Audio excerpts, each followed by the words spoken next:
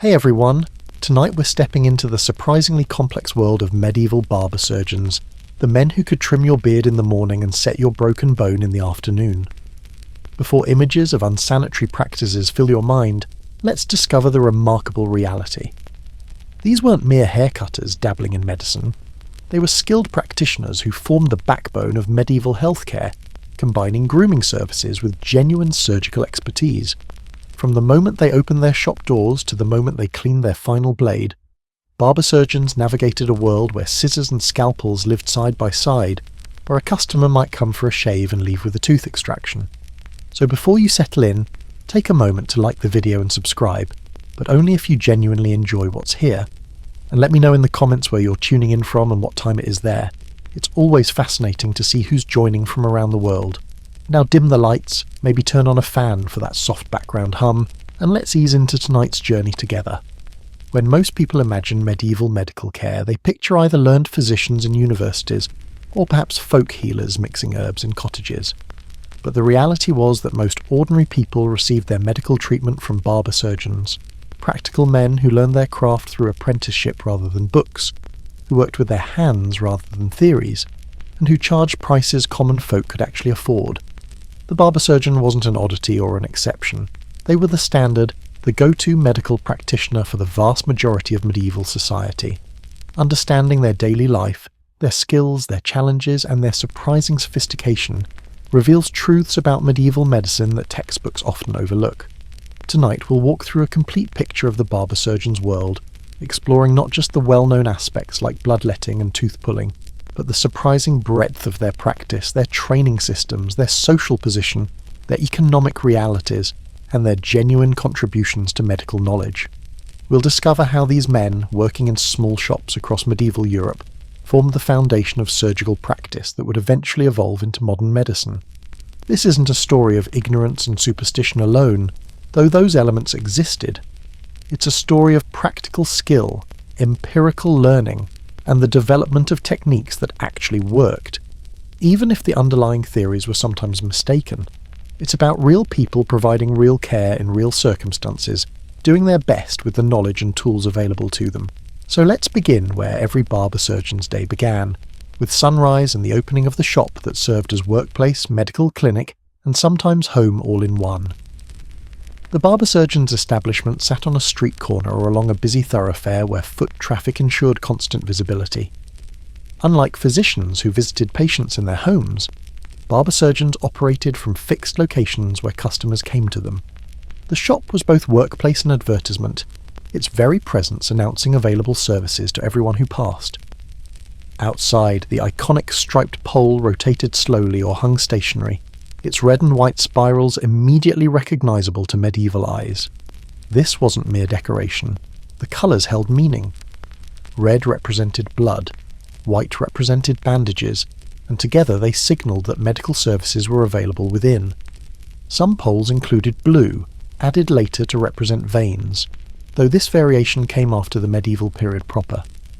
The shop's front window displayed the tools of the trade, polished razors catching sunlight, gleaming scissors arranged in neat rows, pewter bowls for lathering soap, and alongside these grooming implements, medical instruments that announced the establishment's dual purpose: lancets for bloodletting, forceps for tooth extraction, probes and clamps for wound care, all visible to passers-by. Inside, the space divided into functional areas.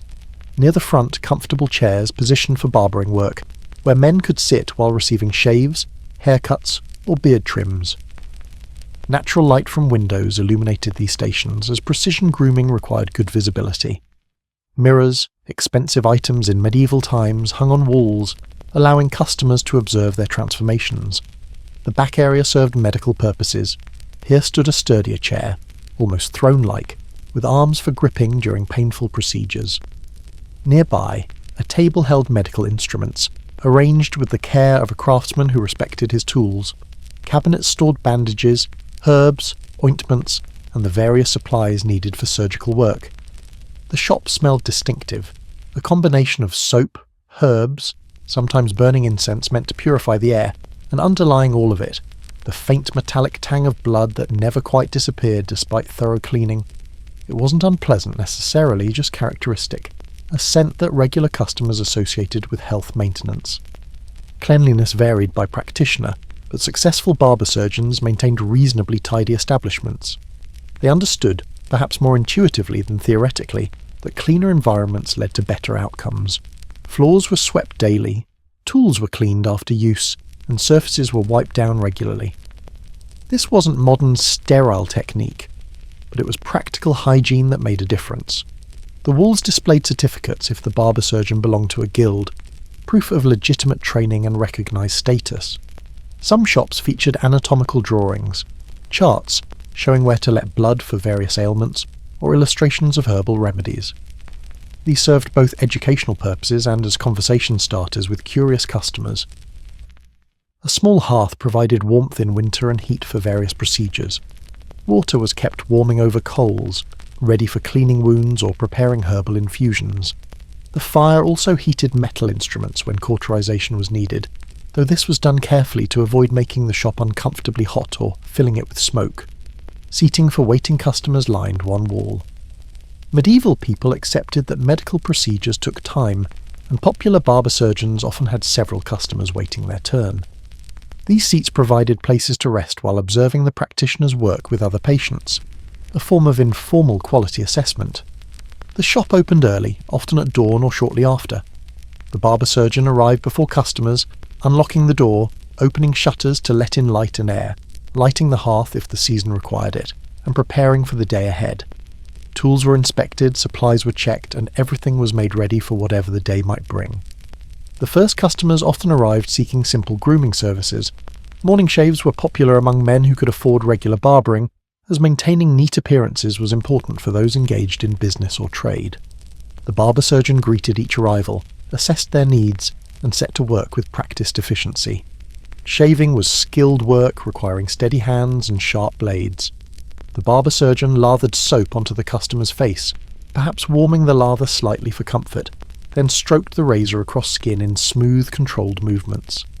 Conversation flowed during these services, the barber surgeon catching up on town news, hearing gossip, learning about community events. Between barbering customers, there might be medical consultations, someone with a persistent cough seeking advice, a mother bringing a child with an infected cut, a labourer with a painful tooth, all streamed through the shop as the morning progressed. The barber surgeon shifted seamlessly between roles, trimming beards and examining wounds with equal professionalism. By mid-morning, the shop was fully alive with activity. The sound of scissors snipping, the conversation between practitioner and customers, the occasional grimace or exclamation from someone undergoing tooth extraction in the back room, all created an atmosphere that was somehow both ordinary and extraordinary. A place where daily grooming and serious medical care coexisted naturally. The combination of barbering and surgery wasn't random or accidental. It emerged from specific historical circumstances that made the pairing logical within medieval society structure. Understanding these origins reveals why this unusual professional combination persisted for centuries. In the early medieval period, medical care was divided between learned physicians and practical practitioners. Physicians, trained in universities, studied ancient texts by Galen and Hippocrates, understood humoral theory, and diagnosed illnesses through careful observation and questioning. They were educated men, often clergy, who prescribed treatments but rarely performed manual procedures. This division reflected medieval attitudes about intellectual versus manual labour. Scholarly work was considered noble and appropriate for educated classes. Physical work, anything involving hands-on manipulation, was considered beneath the dignity of learned men. This created a gap in medical care. Someone needed to perform the actual physical procedures that treatment required. Enter the barbers. They already possessed several relevant skills. Barbering required steady hands, precision with sharp blades, and comfort working intimately with human bodies. The leap from shaving faces to making surgical incisions wasn't as large as it might seem. The fundamental skills overlapped significantly. Additionally, barbers maintained sharp instruments as part of their daily work. They knew how to hone blades to perfect edges, how to maintain tools, how to work efficiently with metal implements. These skills transferred directly to surgical applications. A man who could shave a face without cutting it could certainly make controlled incisions when necessary. The church played a complicated role in this development. Early medieval monks often provided medical care within monasteries, including some surgical procedures. But in 1163, the Council of Tours issued a decree prohibiting clergy from performing surgery, as the shedding of blood was deemed incompatible with priestly duties. This prohibition created a practical problem. Who would perform necessary surgical procedures? Barbers stepped into this gap, taking on surgical duties that clergy could no longer perform. The transition was gradual but logical. Barbers already served communities in practical ways, maintained shops where people gathered, and possessed manual skills that translated to medical work. Adding surgical procedures to their services was a natural extension. The practice of bloodletting, considered essential medical treatment in medieval times, particularly suited barbers' existing skills. Drawing blood required sharp instruments, steady hands, knowledge of where vessels ran beneath skin, and careful attention to quantities removed. Barbers could perform these procedures efficiently and safely, making them obvious choices for this common treatment. As barbers took on more medical procedures, their training evolved to include surgical techniques. Apprentices learned not just how to cut hair, but how to let blood, extract teeth, treat wounds, set bones, and perform various other procedures that medieval medicine required. The profession transformed into something genuinely dual-purpose. Guild systems formalized this combination. Barber-Surgeon guilds emerged across Europe, establishing training standards, regulating practice, and protecting their members' economic interests. These guilds created legitimate professional identities, transforming what might have been informal practice into recognized occupations with defined skills and responsibilities. The economic logic was compelling for practitioners. Barbering alone might not generate sufficient income, particularly in smaller communities where the customer base was limited. Adding medical services dramatically expanded earning potential. A barber surgeon could serve the same community in multiple capacities, creating a sustainable livelihood from the combined practice. For communities, having a barber surgeon was practical and affordable. Not every town could support a university-trained physician, whose services were expensive and whose practice focused on wealthy patients. But most communities could sustain a barber surgeon who charged reasonable fees and served all social classes. The distinction between physicians and barber surgeons became increasingly formalized over time. Physicians diagnosed and prescribed, working from theoretical knowledge and careful observation. Barber surgeons implemented physical treatments, working from practical experience and manual skill. The two groups collaborated when necessary, but maintained separate professional identities. Regional variations emerged in how this relationship developed. In some areas, barber surgeons gained considerable respect and status, their surgical skills recognized as valuable expertise. In other regions, the distinction between learned physicians and manual practitioners remained sharper, with barber surgeons occupying lower positions in medical hierarchies. By the high medieval period, the barber surgeon profession was fully established across Europe. The red and white pole had become standard signage. Training programs through apprenticeship were well developed. Guild regulations governed practice. The profession had achieved stability and recognition, however unusual the combination of services might seem to modernize. This historical development explains why medieval people saw nothing strange about visiting the same person for a haircut and for surgery. The combination made perfect sense within their social structure, their attitudes about labour, their economic realities, and their medical understanding. The barber surgeon wasn't an oddity, but a logical solution to practical needs. The barber surgeon's day began early, often before sunrise. Morning light was precious for detailed work, and successful practitioners rose with dawn to maximize productive hours. The day's first task was preparing the shop, transforming it from quiet overnight space to functioning medical and grooming establishment. Fires needed starting if the season required warmth. Coals from the previous evening might still hold faint heat, enough to restart flames with careful tending and fresh fuel. The hearth's warmth gradually filled the shop, making it comfortable for customers who would soon arrive, often chilled from morning air. Water was set to warm over the fire. Hot water was essential for numerous tasks throughout the day, from preparing lathering soap for shaves to cleaning wounds to sterilizing instruments as much as medieval understanding allowed. Large pots sat over flames, gradually heating as the barber-surgeon completed other preparations. Tools required inspection each morning. Razors were checked for proper edges, tested against hair or carefully felt with practiced fingers. Any blade showing signs of dullness was stropped immediately, passed repeatedly over leather treated with fine abrasives until the edge reached perfect keenness. This morning ritual ensured every instrument was ready for precise work. Scissors received similar attention. Their blades were examined for smoothness of operation, hinges were tested for proper tension, and edges were verified for sharpness. Scissors that didn't close properly or showed resistance were set aside for adjustment or repair. Only perfectly functioning tools were used on paying customers. Medical instruments underwent their own inspection. Lancets for bloodletting needed extremely sharp points and edges. Forceps for tooth extraction required proper alignment and grip. Probes needed smooth surfaces that wouldn't catch on tissue. The barber-surgeon examined each piece, setting aside any that required maintenance or replacement. Supplies were inventoried mentally or through quick visual check. Were there sufficient clean cloths for bandaging, adequate soap for lathering, enough herbs for preparing common remedies? The barber-surgeon noted what needed replenishing, either through purchase from merchants or gathering if materials could be found locally. The shop's appearance received attention. Floors were swept of yesterday's hair clippings and debris. Surfaces were wiped clean. Mirrors were polished to remove any smudges. The establishment needed to look professional and inviting, signalling to customers that they were entrusting themselves to a competent practitioner who took pride in his work. As morning light strengthened, the barber-surgeon opened the shop to the street. Shutters were thrown wide, allowing natural illumination to flood the space. The door was propped open in pleasant weather, inviting passers-by to enter. The striped pole outside was positioned prominently or set to rotate if it was the moving type. The first customers often arrived shortly after opening.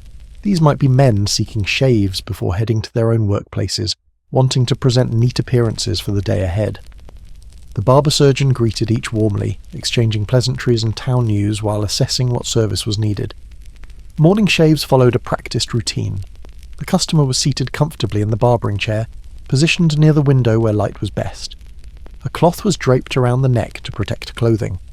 Soap was worked into a lather with warm water and a brush, then applied generously to the face, softening whiskers and preparing skin. The razor glided across skin in steady strokes, removing stubble with precision. The barber-surgeon worked methodically, cleaning the blade frequently against a cloth or the edge of the lathering bowl.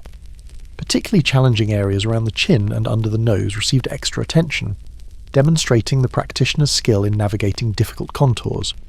After shaving, the face was wiped clean with a warm, damp cloth, removing any remaining soap and loose hairs. Sometimes a soothing balm was applied, an herbal preparation that calmed the skin and left a pleasant scent. The customer examined his reflection in the mirror, usually nodding satisfaction at the smooth result. Haircuts followed similar patterns of practiced efficiency. The barber-surgeon used scissors and combs to trim hair to the customer's preferred style, working methodically around the head, checking proportions and symmetry, making small adjustments until the cut satisfied both practitioner and customer. Hair fell to the floor, joining the daily accumulation that would be swept up later. Between grooming customers, medical consultations might interrupt the flow. Someone might enter with an urgent wound needing treatment, or a regular patient might arrive for a scheduled bloodletting. The barber-surgeon shifted modes smoothly, moving from barber to surgeon without apparent mental adjustment, just different applications of the same fundamental skills. By mid-morning, several customers might have passed through for grooming services. The barber-surgeon's hands worked steadily, scissors snipping, razors gliding, conversation flowing. The shop filled with the comfortable sounds of a functioning business, practical work being done competently and efficiently. Morning also brought apprentices or assistants if the barber-surgeon was prosperous enough to employ them. These younger men arrived to help with preparations, watch procedures, practice techniques under supervision, and gradually learn the profession. Their presence added another layer to the shop's atmosphere, the transmission of knowledge from experienced practitioner to next generation. The morning routine established the day's rhythm and productivity. By working efficiently through these early hours, the barber-surgeon could accomplish significant grooming work while remaining available for medical needs that arose unpredictably. This dual functionality was the essence of the profession, the ability to serve multiple community needs from a single location with a versatile skill set. Of all the procedures barber surgeons performed, bloodletting was perhaps most common and most characteristic of medieval medical practice. Understanding this procedure reveals both the sophistication of barber surgeon technique and the medical theories that guided their work.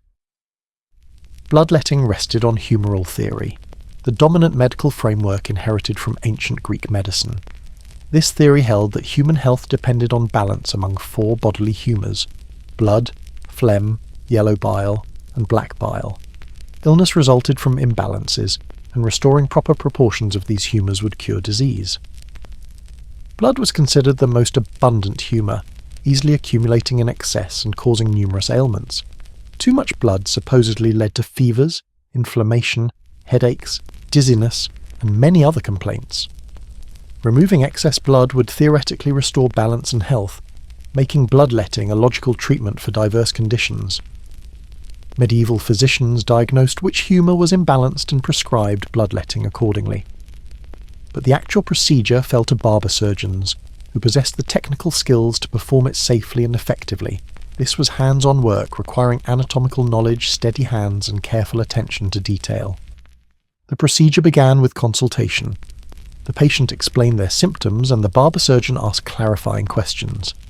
Based on this information, and perhaps advice from a consulting physician, the practitioner determined whether bloodletting was appropriate, how much blood should be removed, and from which location. Location mattered significantly in medieval medical theory.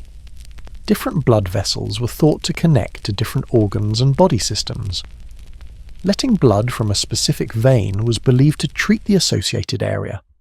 Charts showing these connections hung in many barber surgeon shops, illustrating where to cut for various ailments. The most common site was the median cubital vein in the elbow's inner crook.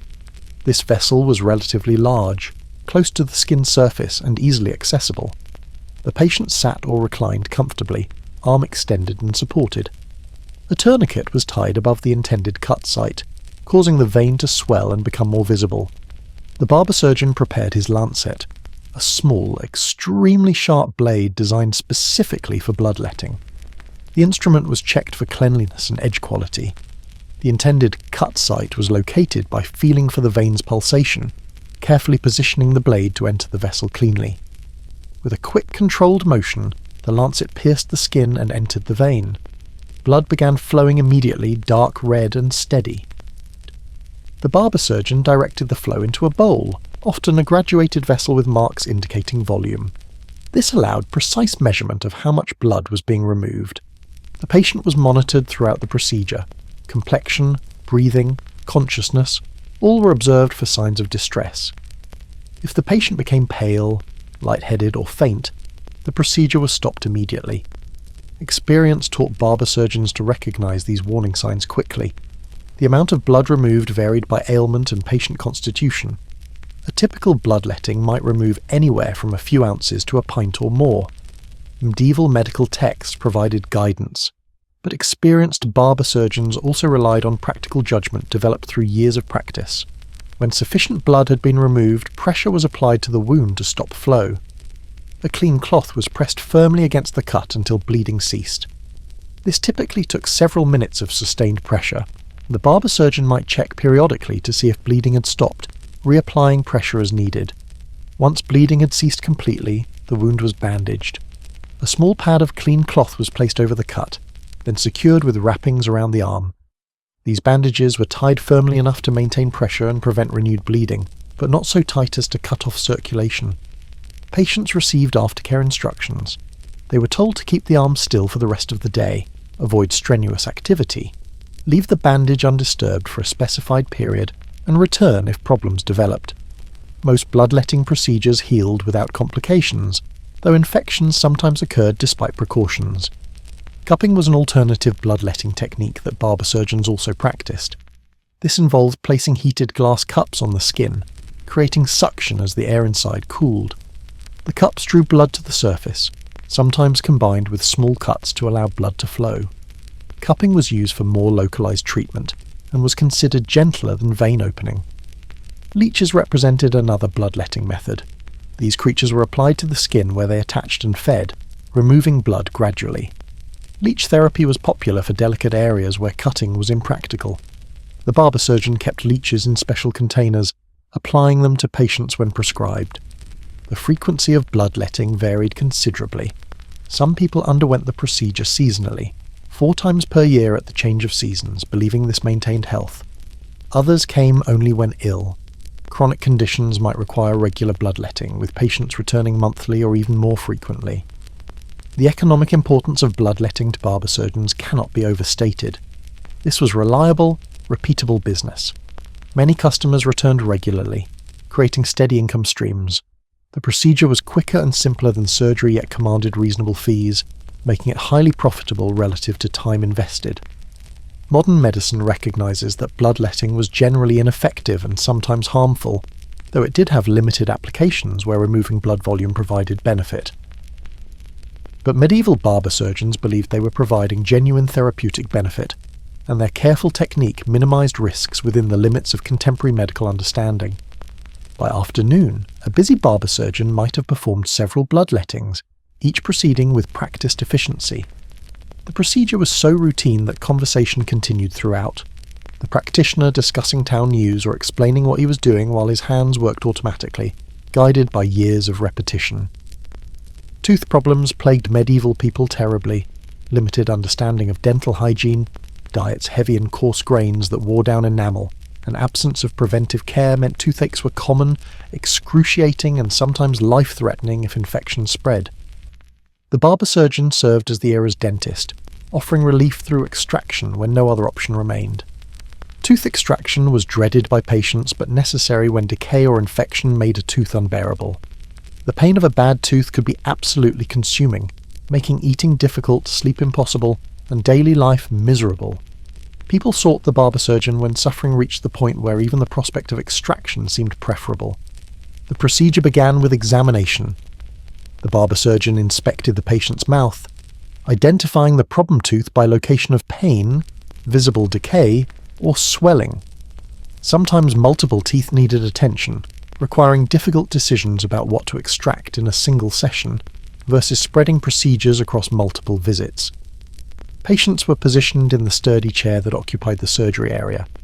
The barber-surgeon sometimes had assistants help hold the patient steady, as even brave individuals tended to jerk involuntarily during the painful procedure. Securing the patient's head was crucial for both safety and effectiveness. Pain management options were extremely limited. Some barber surgeons offered strong alcohol to patients before beginning, hoping to dull sensation and calm nerves. Certain herbal preparations were believed to have pain-reducing properties and might be administered. But fundamentally, tooth extraction was a procedure endured through sheer fortitude. The tools were specialized and somewhat frightening in appearance. Forceps, called dental elevators or keys depending on design, were crafted specifically for gripping and removing teeth. Different designs worked better for different tooth types and positions. Molars required heavy-duty forceps with strong jaws. Front teeth needed more delicate instruments. The barber-surgeon selected the appropriate tool based on which tooth needed extraction.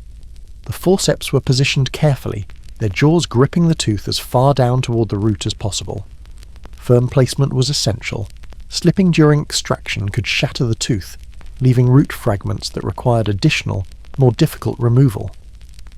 With the tooth gripped firmly, the barber-surgeon applied force, rocking the tooth back and forth to loosen it from the jawbone and the ligaments holding it in place. This required significant strength combined with careful control. Too much force in the wrong direction could fracture the jaw. Too little force meant the tooth wouldn't budge. The patient experienced intense pain during this process. Screaming was common and expected. Assistants or even other customers in the shop might help hold the patient steady. The barber-surgeon worked as quickly as possible, understanding that prolonged procedures increased suffering unnecessarily. When the tooth finally released from the jaw, it came free with a sensation and sound that the barber-surgeon could feel and hear. The tooth was dropped into a bowl, joining others collected throughout the day. Some barber surgeons kept extracted teeth, displaying them as evidence of their work volume and expertise. The extraction site bled heavily. This was actually welcomed in medieval medical theory, as the bleeding was thought to help drain corrupt humours. The barber-surgeon allowed blood to flow freely for a short period, then packed the socket with cloth soaked in wine or herbal solutions believed to promote healing and prevent infection. Patients were instructed to bite down firmly on the packing to control bleeding and to leave it in place for a specified duration. They were advised to eat soft foods, avoid hot liquids that might dislodge clots, and rinse with wine or saltwater solutions. Most extractions healed adequately, though complications including persistent infections were not uncommon. Multiple extractions in one session were sometimes necessary, but were physically and emotionally exhausting for patients. The barber-surgeon had to judge how many teeth a patient could endure having removed at once, balancing the efficiency of handling multiple problems simultaneously against the risk of overwhelming the patient. Children required special consideration. Extracting a child's tooth was difficult emotionally and practically. Children were understandably terrified, making positioning and securing them challenging. Barber-surgeons often worked quickly with pediatric patients, attempting to minimize trauma through speed rather than attempting to calm fears. Abscessed teeth were particularly challenging. The infection and swelling made gripping the tooth difficult, and patients were in extreme pain even before the procedure began. Sometimes the barber-surgeon would lance the abscess first, draining pus and reducing pressure before attempting extraction. This made the procedure slightly more tolerable and somewhat safer. The economic value of tooth extraction was significant. Unlike bloodletting, which was optional preventive care, tooth extraction was urgent necessity driven by unbearable pain. Desperate patients paid whatever the barber-surgeon charged, making this lucrative work. However, the physical and emotional demands meant most practitioners didn't perform extractions all day. Some barber-surgeons developed particular reputations for dental work, becoming known as especially skilled tooth drawers. These practitioners might attract patients from considerable distances, their reputation for quick, relatively successful extractions spreading through word-of-mouth recommendations. The psychological impact on barber-surgeons shouldn't be underestimated. Inflicting intense pain, even with healing intent, was difficult. The screams, the tears, the pleas for mercy from patients in agony all took emotional tolls. Successful practitioners developed mental strategies for managing this aspect of their work, maintaining professional detachment while still caring about outcomes. By late afternoon, after perhaps several tooth extractions, the barber-surgeon might be physically tired from the strength required and emotionally drained from witnessing suffering. But there was satisfaction too, knowing that patients left in less pain than they arrived, relief eventually replacing agony as healing progressed. The tools were cleaned thoroughly after use, removing blood and tissue before storing them for the next patient. This cleaning was done as best medieval understanding allowed, though without knowledge of germ theory, true sterilization wasn't possible. Still, conscientious practitioners maintained their instruments carefully, recognizing that cleaner tools somehow led to better outcomes. Beyond bloodletting and tooth extraction, barber-surgeons provided essential wound care and performed various minor surgical procedures. These services formed a significant portion of their practice and showcased the genuine medical skills they possessed. Accidents were common in medieval life. Carpenters hit thumbs with hammers, blacksmiths suffered burns, farmers sustained cuts from tools, children fell from trees, horses kicked stable hands, and countless other mishaps sent injured people seeking the barber-surgeon's help. The shop became a medieval emergency room for everyday injuries. Simple wounds required cleaning, assessment, and dressing. The barber-surgeon examined each injury carefully, determining its severity. Superficial cuts might need only cleaning and bandaging. Deeper wounds required more intervention, perhaps stitching, definitely careful cleansing to prevent the corruption that led to infection. Cleaning wounds involved washing with clean water, often warmed and sometimes containing wine or vinegar. Medieval practitioners recognized that cleaning reduced complications, though they didn't understand the mechanism. The barber-surgeon irrigated wounds thoroughly, removing visible dirt, debris, and any foreign material embedded in damaged tissue. For deeper cuts requiring closure, stitching was the primary method. The barber-surgeon used needle and thread, typically silk if available, as it was strong and caused less tissue reaction. The wound edges were aligned carefully, then stitched with individual sutures placed close enough to hold tissue together, but not so tight as to cause tearing. Suturing technique varied by practitioner and wound type. Some barber surgeons placed interrupted sutures, individual stitches tied separately. Others used continuous sutures, a running stitch along the wound length. Experience taught which approach worked better for different injuries and locations on the body. The procedure was painful, as anesthesia didn't exist. Patients gritted their teeth and endured while the needle pierced their flesh repeatedly. Quick work minimized suffering, so skilled barber surgeons stitched efficiently without sacrificing careful technique. Assistants sometimes held wound edges together or steadied the patient during the procedure. After stitching, wounds were dressed with clean cloths, sometimes soaked in herbal preparations believed to promote healing. Common choices included honey, which actually does have antimicrobial properties, though this wasn't understood scientifically, wine for its alcohol content, or various herbal infusions. The dressing was secured with strips of cloth wrapped firmly but not constrictively. Patients received instructions about keeping wounds clean and dry, changing dressings regularly, and watching for signs of infection. Redness spreading from the wound, increasing pain, pus, fever. These were danger signs requiring prompt return to the barber surgeon. Follow-up visits were scheduled to check healing and eventually remove stitches. Burns received special treatment. The barber surgeon might apply cool water initially, then dress burns with soothing substances like oils or herbal preparations. Severe burns were difficult to treat effectively, often resulting in scarring and complications, but minor burns usually healed adequately with basic care. Splinter removal was common minor surgery. Medieval life involved extensive interaction with wood, and splinters were frequent nuisances. Most people removed simple splinters themselves, but deeply embedded ones or those in difficult locations required the barber surgeon's intervention. The procedure involved sterilizing a needle or probe in flame, then carefully working the splinter free. Sometimes small incisions were necessary to access deeply buried fragments. Once removed, the small wound was cleaned and bandaged. This was quick, relatively painless work that nonetheless required skill and steady hands. Boils and abscesses required lancing. These painful pus-filled swellings appeared frequently, caused by bacterial infections. The barber surgeon would wait until the abscess had ripened, swelling prominently with pus clearly present beneath the skin. Then, using a sharp lancet, they would make a quick incision, allowing the pus to drain freely. The relief for patients was often immediate. The intense pressure and pain from a swollen abscess diminished dramatically once drainage began. The barber surgeon would compress surrounding tissue gently to ensure complete drainage, then pack the cavity with cloth to keep it open and allow continued drainage. The packing was changed regularly until the infection cleared. Ingrown toenails, while seemingly trivial, caused considerable pain and sometimes serious infections.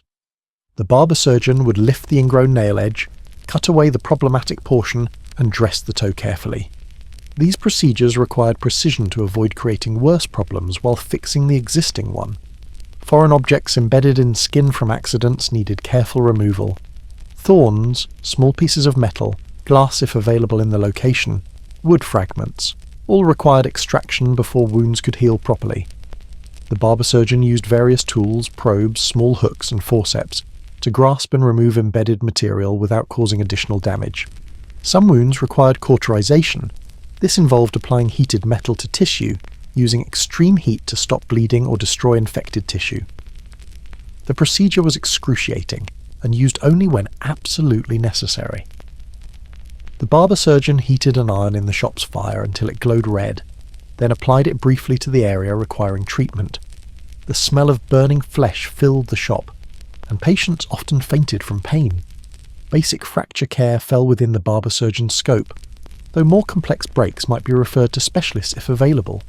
Simple fractures were set by manipulating bones back into proper alignment, then immobilizing the limb with splints and bandages. The barber surgeon felt for the break, assessed alignment, and applied traction to straighten the limb before securing it. Dislocations, where bones separated at joints, required reduction, forcefully manipulating the joint to restore proper position.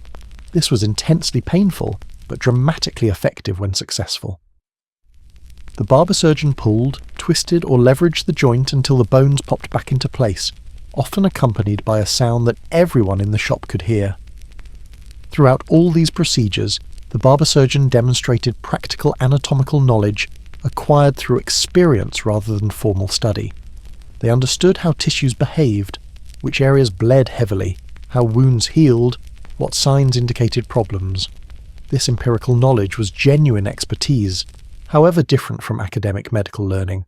By evening, the barber-surgeon might have treated a dozen wounds of various types, set a broken finger, lanced 2 abscesses, and removed several splinters. Each procedure added to their practical experience, reinforcing techniques that worked and teaching lessons from complications. This experiential learning created highly skilled practitioners whose capabilities shouldn't be underestimated despite their lack of formal medical education. Barber-surgeons learned their craft through apprenticeship, a comprehensive training system that transformed boys into skilled practitioners over many years. Understanding this process reveals both the sophistication of the profession and the personal commitment required to master it. Apprenticeship typically began around age 12 or 13, though some boys started younger if circumstances required. Parents, recognizing their son's aptitude, or simply needing to secure his future, would negotiate with a master barber-surgeon to take the boy as an apprentice. These arrangements were formalized through written contracts specifying terms and obligations. The contract bound the boy to the master for a set period, commonly 7 years but varying by region and guild regulations.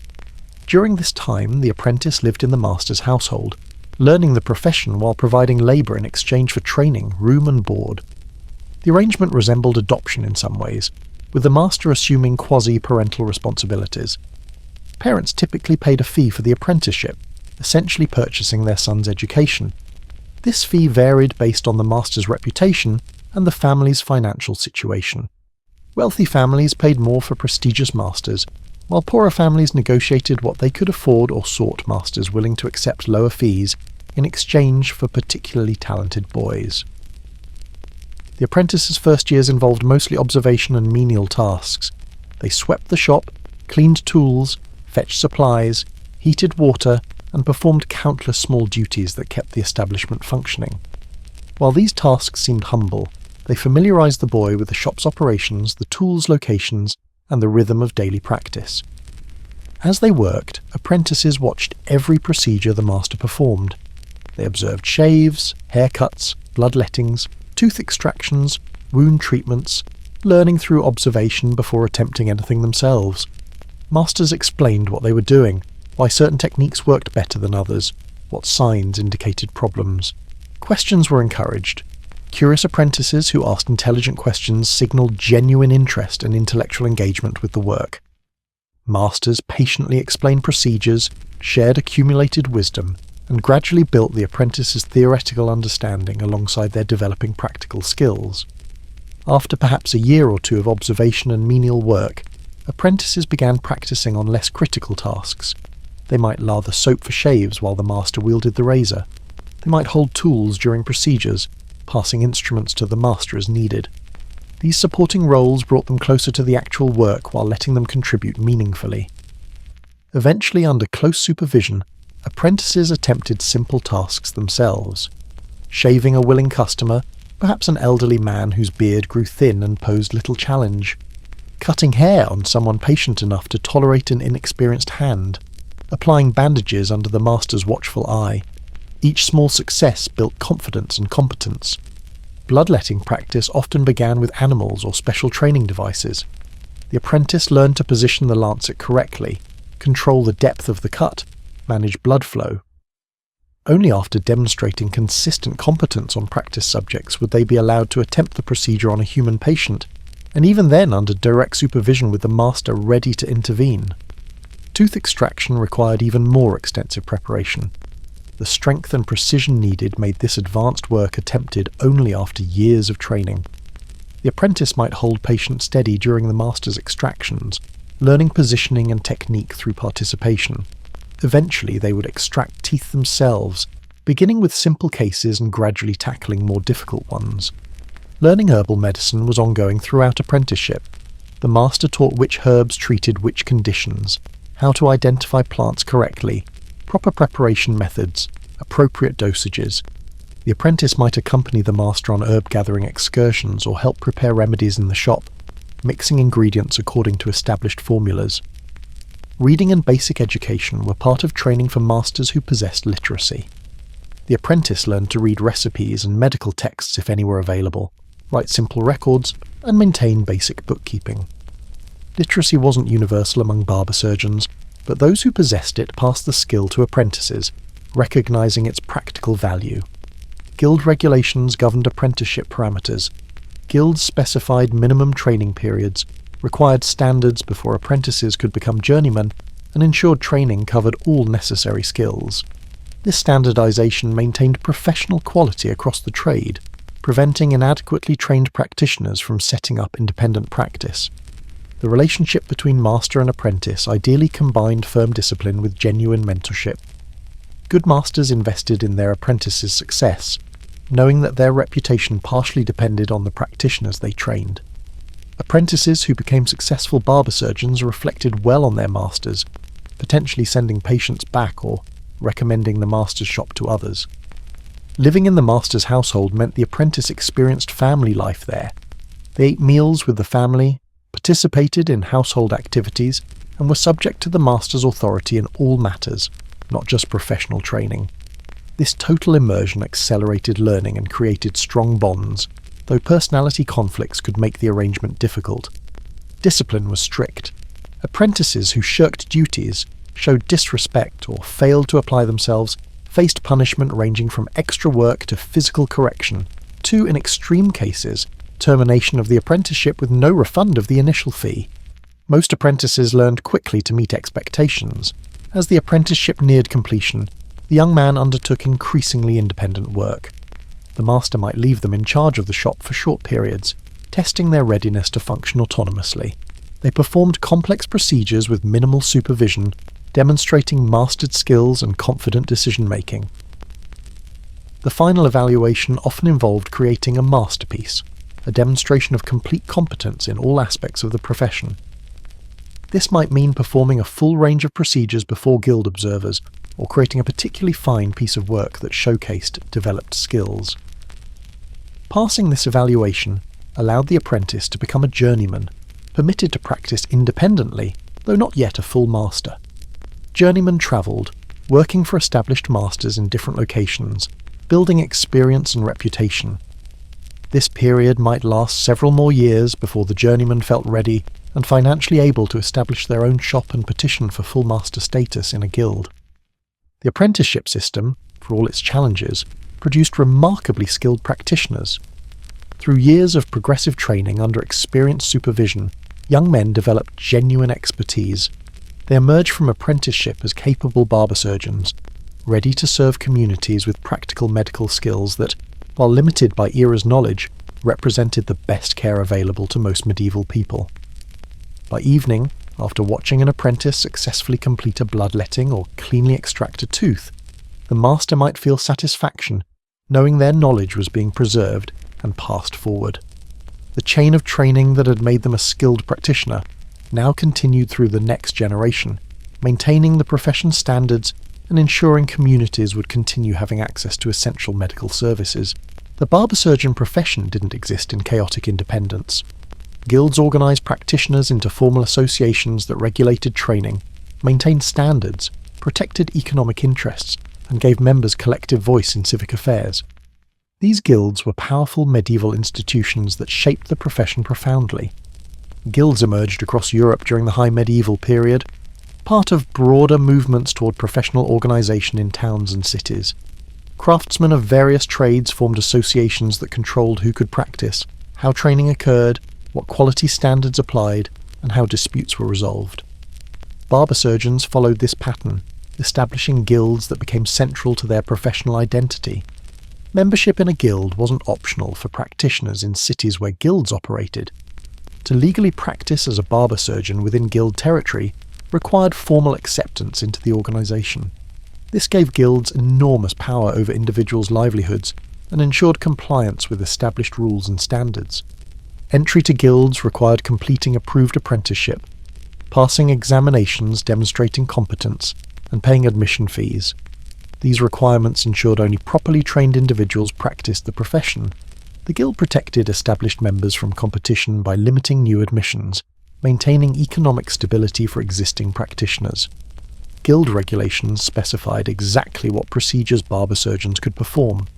These jurisdictional boundaries distinguished barber surgeons from physicians on one side and from lower status practitioners on the other. Physicians diagnosed and prescribed but didn't perform manual procedures. Barber surgeons implemented physical treatments but weren't supposed to diagnose or prescribe medicines internally. Lower practitioners handled even more limited tasks. These boundaries were enforced vigorously. A barber surgeon who overstepped into physician territory by prescribing internal medicines faced guild discipline and potentially legal action from physician guilds. Similarly, unlicensed individuals attempting to practice barbering or surgery faced prosecution, with guilds actively seeking out and punishing such violations. Quality standards governed everything from instrument maintenance to shop cleanliness to acceptable outcomes. Guild inspectors visited member shops periodically, checking that standards were maintained. Practitioners whose shops fell below standards or whose work resulted in numerous complaints faced fines, public censure, or even expulsion from the guild. Fee schedules were often established by guilds, setting standard prices for common procedures. This prevented undercutting competition and ensured reasonable income for all members. A bloodletting cost a set amount, a tooth extraction another set fee, a shave a third amount. These standardized prices made services predictable and accessible to customers while protecting practitioners' earnings. Dispute resolution among members happened through guild tribunals rather than external courts. If one barber surgeon accused another of stealing customers or practicing improperly, the guild investigated and rendered judgment. This internal justice system kept conflicts from disrupting civic order while maintaining professional dignity. The guild also provided mutual support during hardships. If a member fell ill and couldn't work, the guild might provide financial assistance. If a member died, the guild helped support their widow and children until they could establish new income sources.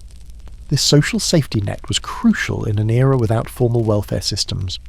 Religious functions were important guild activities. Members participated collectively in masses, maintained guild altars in churches, celebrated feast days of patron saints together. St. Cosmas and St. Damian, twin brothers who practiced medicine in early Christianity, were common patron saints for barber-surgeon guilds. Their feast day marked with special observances.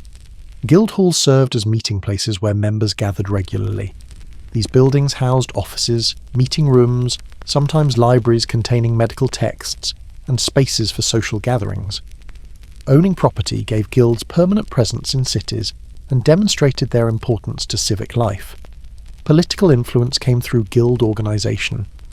Medieval city governments often included guild representatives in decision-making processes. Barber-surgeon guilds had voices in municipal affairs, could petition for favourable regulations and influence public health policies. Collective organisation gave them political weight individual practitioners lacked. The guildmaster, elected by members, led the organisation. This position carried prestige and responsibility, involving representing members to civic authorities, presiding over meetings, resolving disputes, and ensuring guild regulations were enforced. Being elected guildmaster marked the pinnacle of professional achievement, recognition by peers of exceptional skill and character. Training standards were perhaps guilds' most important function. By establishing how long apprenticeships must last, what skills must be demonstrated, and what examinations must be passed, guilds ensured consistent quality across the profession. This standardization meant customers could trust that any guild member possessed genuine competence. Continuing education happened informally through guild gatherings. Members shared experiences, discussed difficult cases, and learned from each other's successes and failures. A barber surgeon who discovered an effective technique for treating particular wounds might demonstrate it at a guild meeting, spreading knowledge throughout the membership. Some guilds maintained libraries or collections of medical texts, rare in an era when books were expensive and literacy limited. Members could consult these resources, copying useful information or simply reading to expand their knowledge. Access to texts distinguished guild members from completely illiterate practitioners. Guilds also managed relationships with related professions. Negotiations with physician guilds established jurisdictional boundaries. Agreements with apothecaries defined who could prescribe and dispense medicines.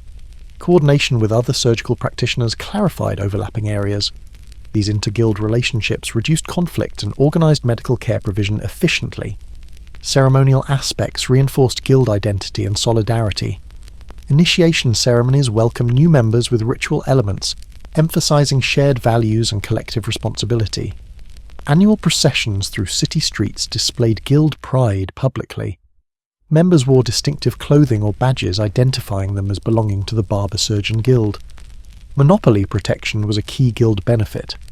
In exchange for maintaining standards and providing reliable services, cities granted guilds monopolies over their trades within city limits. No one could legally practice barbering or surgery without guild membership. This protection was enormously valuable economically, justifying the fees and regulations members accepted. Widows of guild members sometimes received special provisions allowing them to continue operating their deceased husband's shops, at least temporarily. This helped families survive financial disruptions following a death. Some widows hired journeymen to perform technical work while they managed the business aspects, maintaining household income. Regional variation in guild organisation was significant. German barber-surgeon guilds operated somewhat differently from French ones, which differed from Italian models. Some regions had extremely powerful guilds that dominated civic life, while others had weaker organisations with less influence. But the basic pattern of professional organisation through guilds was nearly universal across medieval Europe. Guild records, many of which survive in archives, provide invaluable historical documentation about the profession. Membership rolls, fee schedules, regulation texts, dispute resolutions, all were carefully recorded. These documents allow modern historians to understand precisely how medieval barber-surgeons organised themselves and practiced their craft. By evening, after a day of practice, a barber-surgeon who was also a guild officer might attend a meeting. Discussions would cover admitting new members, disciplining someone who violated regulations, setting fees for the coming year, or planning the guild's feast day celebration. This collective governance was time-consuming but essential for maintaining professional standards and protecting members' interests. The guild system, for all its rigid structure and limitations, successfully organised a complex profession, maintained quality, provided mutual support, and gave practitioners collective strength they couldn't achieve individually. It was a remarkably effective medieval institution that shaped barber surgery profoundly.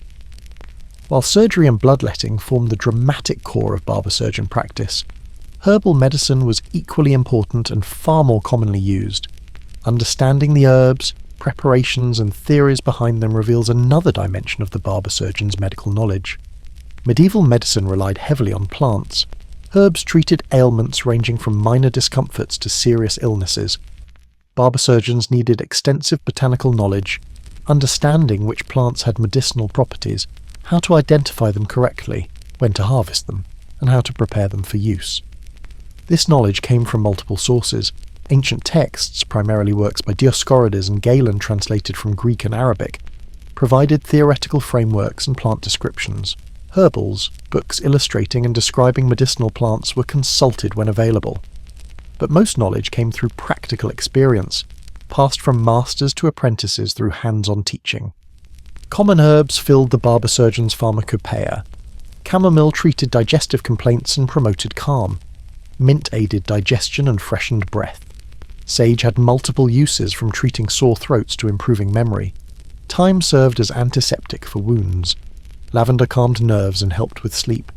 These readily available plants formed the foundation of everyday herbal practice. More specialized herbs treated specific conditions. Feverfew, true to its name, reduced fevers.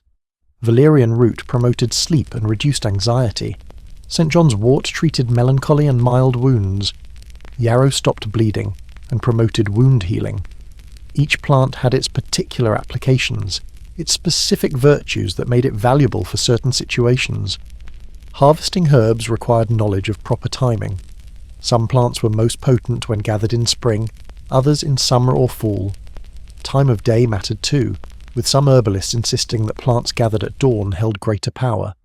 The phase of the moon was believed to influence plant potency, with specific lunar periods considered optimal for harvesting. Preparation methods varied by plant and intended use. Some herbs were used fresh, crushed, and applied directly to wounds or prepared as infusions. Others were dried for storage, hung in bundles in the shop's back room until needed. Dried herbs retained potency for varying periods, requiring periodic replacement as they aged beyond usefulness. Infusions, essentially herbal teas, were common preparations.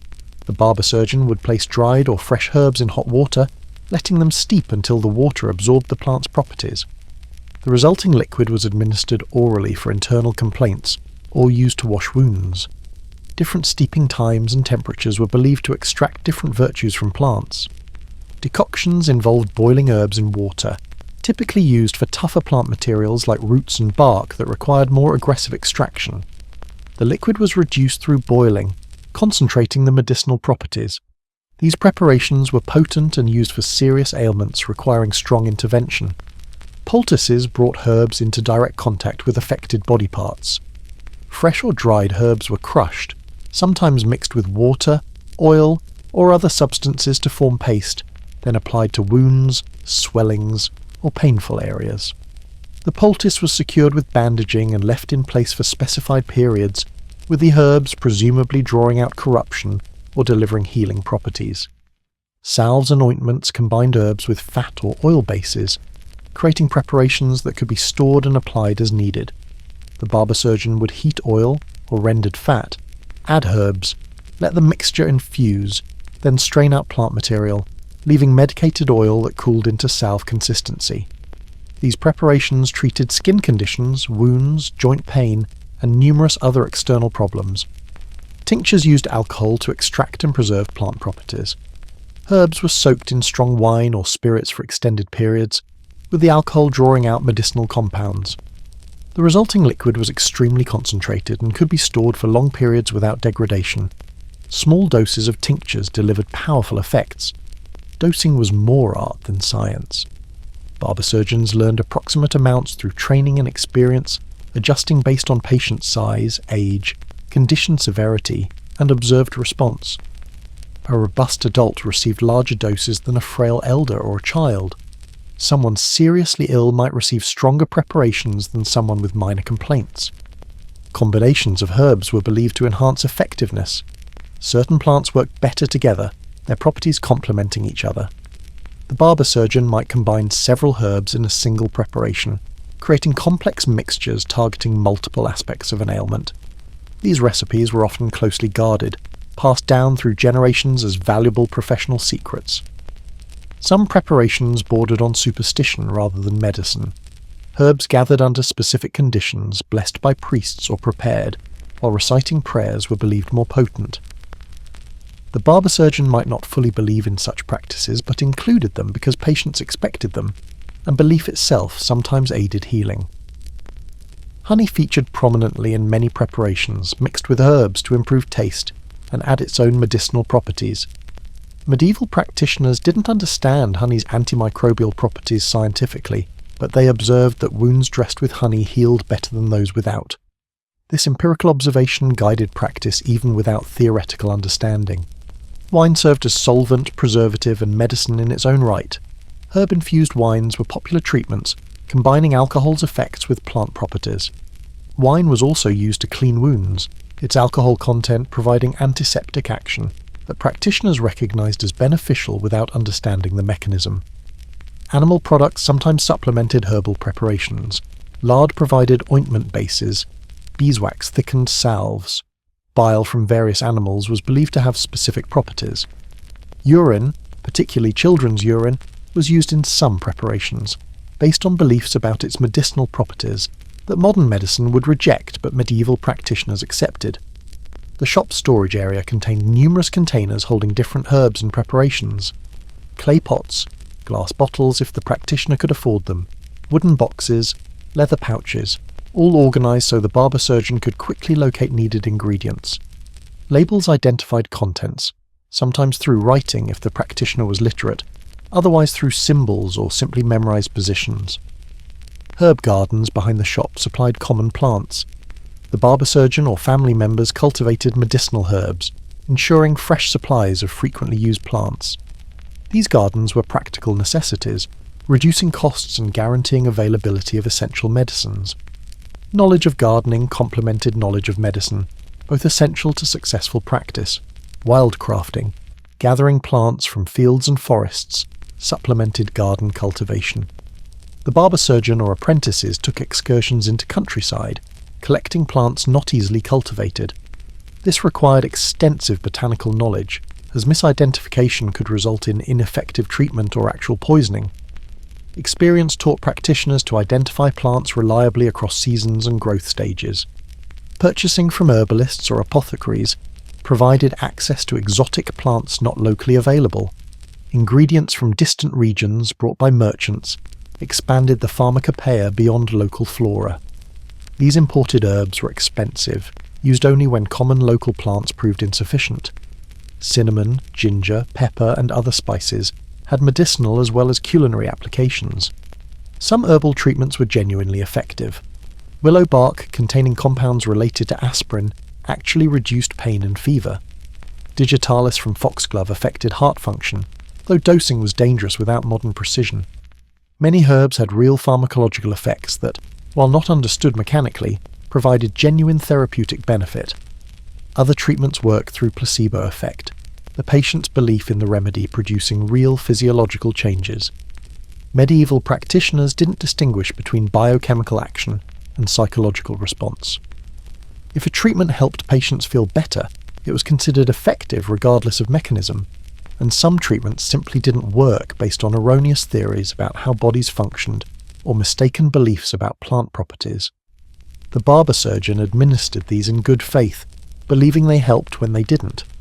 Without controlled testing or scientific method, separating effective from ineffective treatments was nearly impossible. Patient education about herbal remedies was part of the barber-surgeon's service. They explained how to prepare teas, how often to apply poultices, what improvements to expect, and when to return if conditions didn't improve. This advice helped patients manage minor ailments at home, reserving the barber-surgeon's time for problems requiring expert intervention. By evening, after treating numerous patients and dispensing various herbal preparations, the barber-surgeon might prepare new batches of commonly used medicines. Crushing dried herbs, mixing salves, bottling tinctures, these tasks ensured the shop maintained adequate supplies. The apprentice often assisted, learning plant properties and preparation techniques through hands-on participation in this essential aspect of practice. Herbal medicine represented a gentler, more accessible aspect of barber-surgeon practice compared to surgery's dramatic interventions. Most customers received herbal remedies far more frequently than they underwent bloodletting or surgery. This botanical expertise was crucial to the profession's success and patients' well-being, even if it receives less attention than surgical skills in popular imagination. The financial realities of barber-surgeon practice shaped daily life significantly. Understanding their income sources, expenses, pricing, and economic strategies reveals the business side of this medical profession. Income flowed from multiple streams, with diversity protecting practitioners from economic instability. Barbering services provided steady baseline income. Men needed regular shaves and haircuts regardless of health status, creating predictable business. In cities, barber surgeons might shave dozens of customers weekly, each paying a small fee that collectively generated substantial income. Medical procedures commanded higher fees, but occurred less predictably. Bloodletting was relatively common, especially seasonal bloodletting for health maintenance. Tooth extractions happened when needed, driven by patients' desperation and willingness to pay well for relief. Wound treatment varied with accident frequency and seasonal work patterns. Surgery was occasional but lucrative when performed. Pricing reflected procedure complexity, time investment and skill required. A simple shave cost a few small coins. Bloodletting cost more, reflecting medical expertise and equipment. Tooth extraction commanded premium fees, given its difficulty and the immediate relief it provided. Major surgery, when performed, generated substantial income justifying the risk and effort. Guild fee schedules standardized pricing in organized cities, preventing price wars while ensuring reasonable income. Barber surgeons charged approved rates, with some flexibility for wealthy patients who might pay extra for immediate service or special considerations, while poor patients might receive reduced rates or charity care. Wealthy clients provided disproportionate income. A nobleman paying for monthly bloodletting, emergency care for family members, and regular grooming services generated more revenue than a dozen poor labourers who came only for essential extractions. Cultivating relationships with affluent clients was economically crucial. However, serving all social classes was typical. The Barber-Surgeon's shop welcomed everyone from prosperous merchants to struggling craftsmen. This accessibility distinguished barber-surgeons from physicians who primarily served wealthy clients. The barber-surgeon's income came from volume and variety rather than exclusively high fees. Expenses were substantial. Shop rent in city centres was significant. Tools represented major investments, with quality instruments being expensive. Supplies like bandages, herbs, soap, and fuel for heating water required ongoing purchases. Apprentices needed feeding and housing, though their labour offset these costs. Guild fees, annual dues, and special assessments claimed portions of income. These supported guild operations, maintained guild halls, funded charitable activities, and paid for political influence. Practitioners accepted these costs as necessary for guild benefits, particularly monopoly protection and professional standing. Taxes fell on barber-surgeons like other urban tradespeople. City taxes, sometimes royal taxes, and various fees supported government operations. Tax collectors assessed practitioners based on estimated income, with negotiations sometimes occurring over appropriate amounts. Paying taxes was unavoidable, but resented when rates seemed excessive. Family support consumed significant income. The barber-surgeon maintained household, fed family members, clothed children, provided dowries for daughters, and saved for retirement. These personal expenses were identical to those of any medieval tradesperson, but had to be funded from the practice's earnings. Charitable obligations were both social expectation and potential marketing. Treating poor patients for reduced fees or free-built community goodwill and demonstrated Christian charity. This charity wasn't purely altruistic. Reputation for generosity attracted paying customers and improved social standing. Most barber-surgeons balanced profit-seeking with charitable care. Bad debts occasionally occurred. Patients received treatment, promised payment, then disappeared or claimed inability to pay. Collecting debts was difficult, particularly from poor patients who genuinely lacked money. The barber-surgeon learned to judge creditworthiness and demand payment up front from suspicious customers while extending credit to reliable ones. Seasonal variations affected income. Summer brought more construction accidents requiring wound care. Harvest season meant rural labourers came to cities with money, seeking grooming services and perhaps elective bloodletting. Winter saw more respiratory illnesses but fewer accidents. The savvy practitioner anticipated these patterns, adjusting budgets accordingly. Economic downturns affected practice dramatically. During famines, plagues, or wars, discretionary services like bloodletting declined sharply. People delayed non-essential care, economised on grooming. Only emergency procedures like tooth extractions continued reliably. Barber-surgeons needed financial reserves to survive hard times. Prosperity allowed expansion. A successful practitioner might take additional apprentices, hire journeymen assistants, open larger shops, or even establish multiple locations with employees managing secondary sites. Economic success translated into professional growth and increased community standing. Record-keeping was essential for managing complex finances. Literate barber-surgeons maintained account books noting income, expenses, debts owed, and owing. These records enabled financial planning and provided documentation for tax purposes. Illiterate practitioners relied on memory or hired scribes to maintain records. Investment opportunities tempted prosperous barber-surgeons.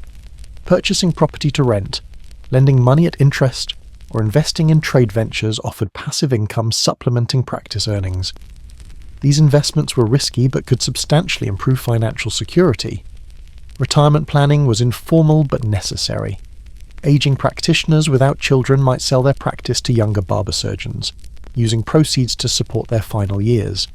Those with children trained them to take over, continuing to draw income even after ceasing active work. The shop and its goodwill had monetary value transferable through sale or inheritance. Insurance as modern people understand it didn't exist, but guilds provided similar functions. Mutual support during illness, assistance for widows, and collective response to member hardships created informal safety nets. These guild benefits were valuable precisely because formal insurance was unavailable. Barter supplemented cash transactions. A barber-surgeon might accept food, cloth, firewood, or other goods as payment, particularly from rural patients or craftspeople who had products but limited coin. This flexibility made services accessible while still compensating the practitioner adequately. Competitive advantages came from reputation, location, and service quality. A barber surgeon known for skillful extractions attracted patients from wide areas. A convenient location near markets or main streets captured passing trade. Excellent service encouraged repeat business and word-of-mouth recommendations.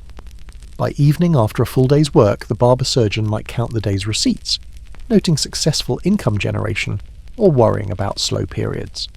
The economics of practice were ever-present concerns, balancing patient care with financial survival, professional obligations with family needs, charitable impulses with practical realities. The successful barber-surgeon was necessarily a competent businessman as well as skilled practitioner. Managing finances, cultivating clientele, controlling expenses, planning for the future, all these business skills were as essential as surgical expertise for long-term professional success and family security. Barber-surgeon practice varied significantly across medieval Europe. Regional differences in training, regulations, social status, and professional boundaries reveal the profession's diversity and local adaptations. In England, barber-surgeons organised into companies, notably the Company of Barbers established in London in 1308. These organisations resembled guilds, but had somewhat different structures and relationships with royal authority. English barber-surgeons faced competition from physicians and full surgeons, creating jurisdictional disputes that continued for centuries. The English system distinguished between barber-surgeons and pure barbers who only performed grooming services. This division was less rigid than in some continental regions, with considerable overlap and frequent violation of boundaries. London barber-surgeons provided substantial medical care to common people, while physicians served aristocracy and wealthy merchants. French barber-surgeons operated within the elaborate hierarchical systems.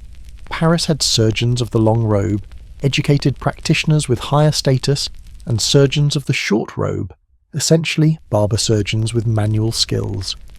This distinction created tensions, with long-robe surgeons attempting to exclude barber-surgeons from prestigious procedures. The French system emphasized theoretical knowledge more than other regions. Barber-surgeons were expected to attend lectures, pass examinations testing anatomical knowledge, and demonstrate understanding of medical theory beyond purely practical skills. This academic emphasis elevated some French barber-surgeons to respected positions, while maintaining distinctions from purely manual practitioners. German territories, fragmented into numerous principalities and free cities, had diverse systems. Some cities had extremely powerful barber-surgeon guilds controlling practice rigidly. Others had looser organizations with more individual autonomy. German barber-surgeons often maintained detailed records, and many surviving documents come from German archives. Germanic regions pioneered some surgical techniques, particularly battlefield surgery. Military campaigns created demand for skilled surgical practitioners, and German barber-surgeons developed expertise in treating wounds, amputations, and trauma. This military experience enhanced their civilian practice and professional reputation. Italian city-states had sophisticated medical cultures with prestigious universities training physicians.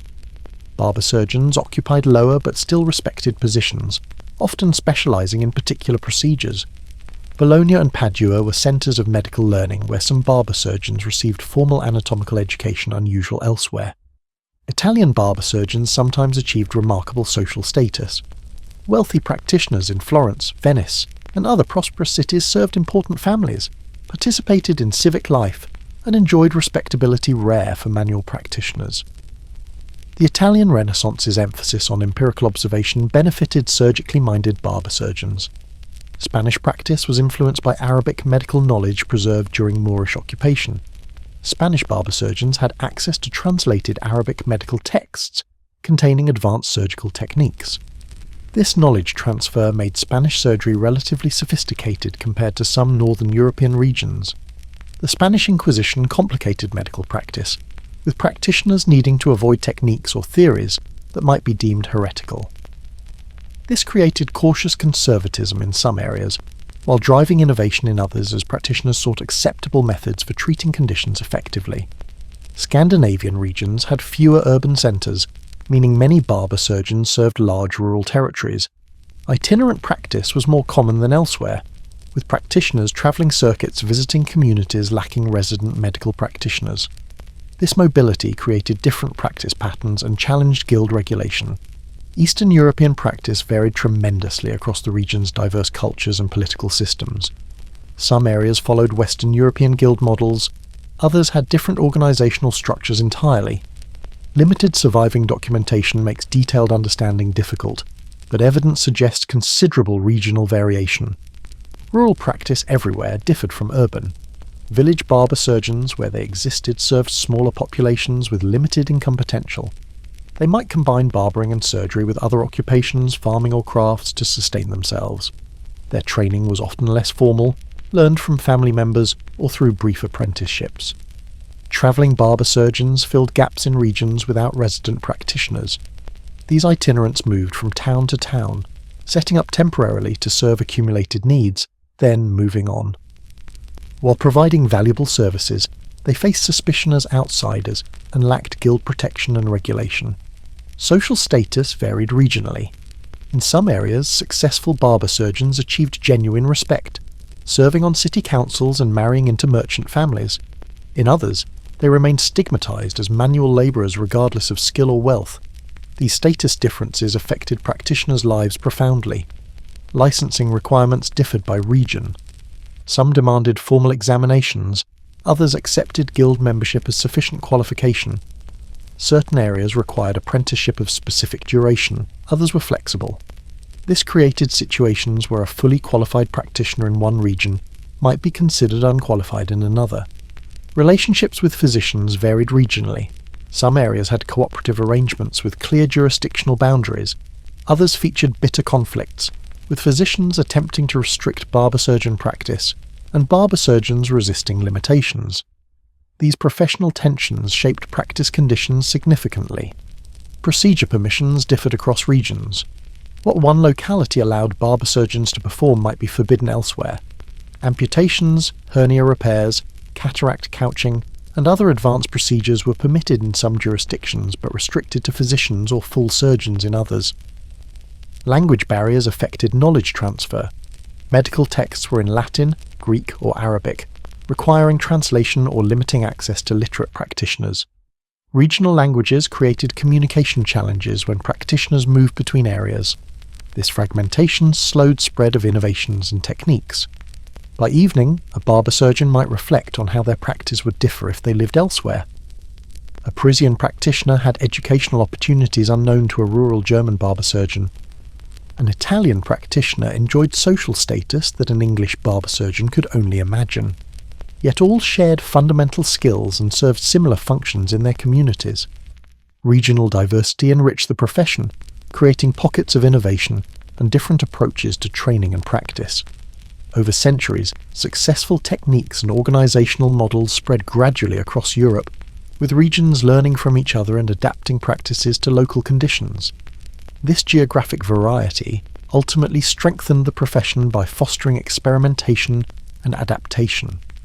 The connection between barber surgeons and university-trained physicians was complex, marked by cooperation, competition, and mutual disdain.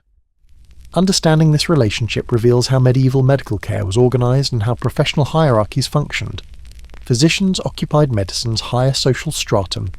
Educated at universities, they studied classical texts, learned humoral theory, mastered diagnosis through examination and questioning, and prescribed treatments based on theoretical understanding. Physicians saw themselves as learned professionals whose intellectual work distinguished them from manual labourers. Barber surgeons were manual practitioners. They learned through apprenticeship rather than university, worked with hands rather than books, and implemented physical treatments rather than prescribing. This fundamental difference created social and professional distance between the groups, with physicians considering themselves superior to barber surgeons. Yet the two groups were complementary. Physicians diagnosed conditions and prescribed treatments, but didn't perform manual procedures. Barber surgeons implemented physical treatments requiring manual skill.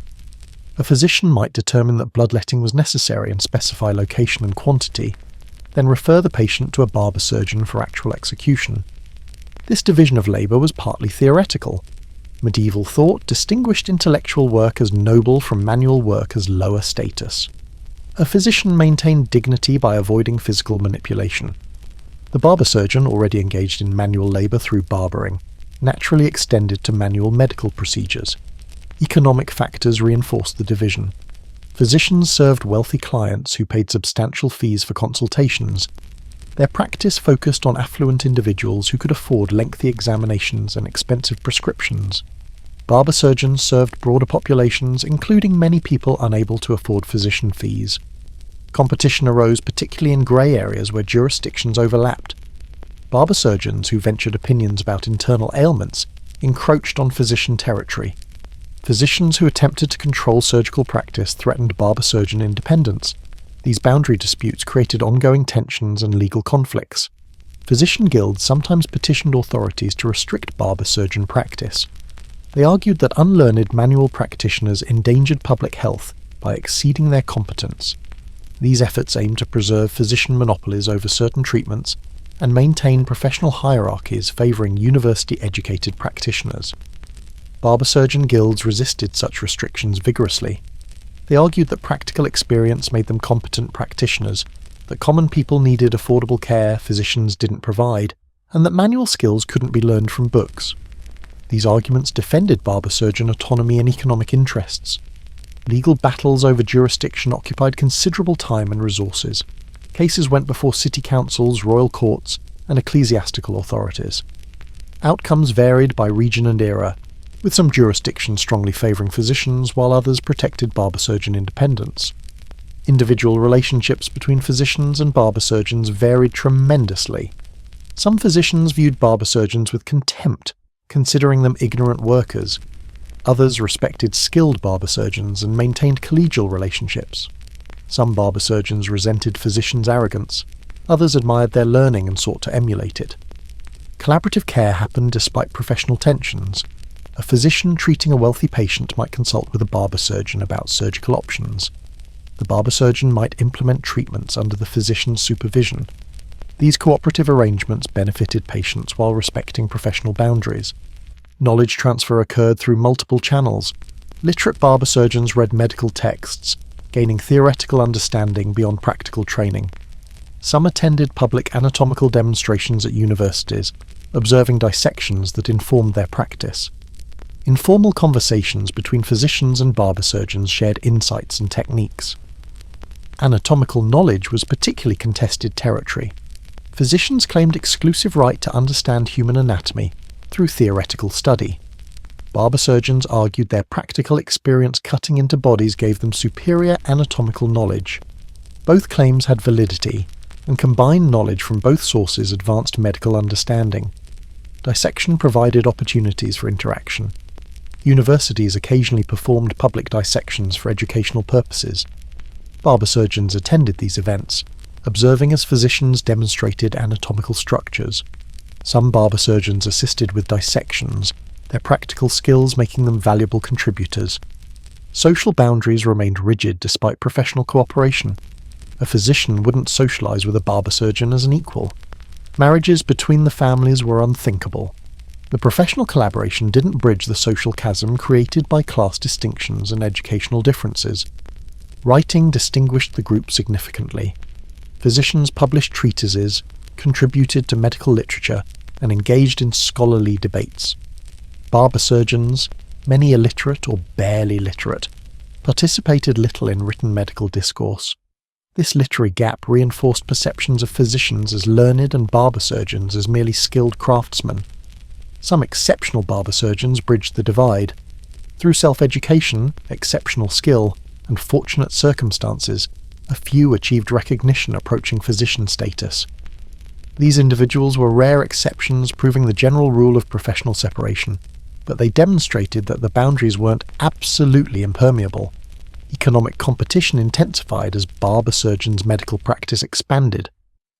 When barber-surgeons began treating internal complaints, prescribing herbal remedies, and offering comprehensive medical care, physicians saw their market share threatened. This drove increased efforts to legally restrict barber-surgeons' scope of practice. Patients largely ignored professional boundaries. They sought care based on affordability, accessibility, and reputation, rather than professional credentials. A skilled barber surgeon with proven results attracted patients regardless of physician disapproval. Market forces often trumped professional hierarchies in determining care patterns. By evening, a barber surgeon might resent the physician who looked down on him despite his superior practical experience, or they might respect the physician's knowledge while valuing their own different skills. The emotional reality was complex, mixing professional pride, social resentment, economic competition, and occasional genuine respect. The physician-barber-surgeon relationship shaped medical practice profoundly. It organized care delivery, created professional hierarchies, drove jurisdictional conflicts, and influenced knowledge development.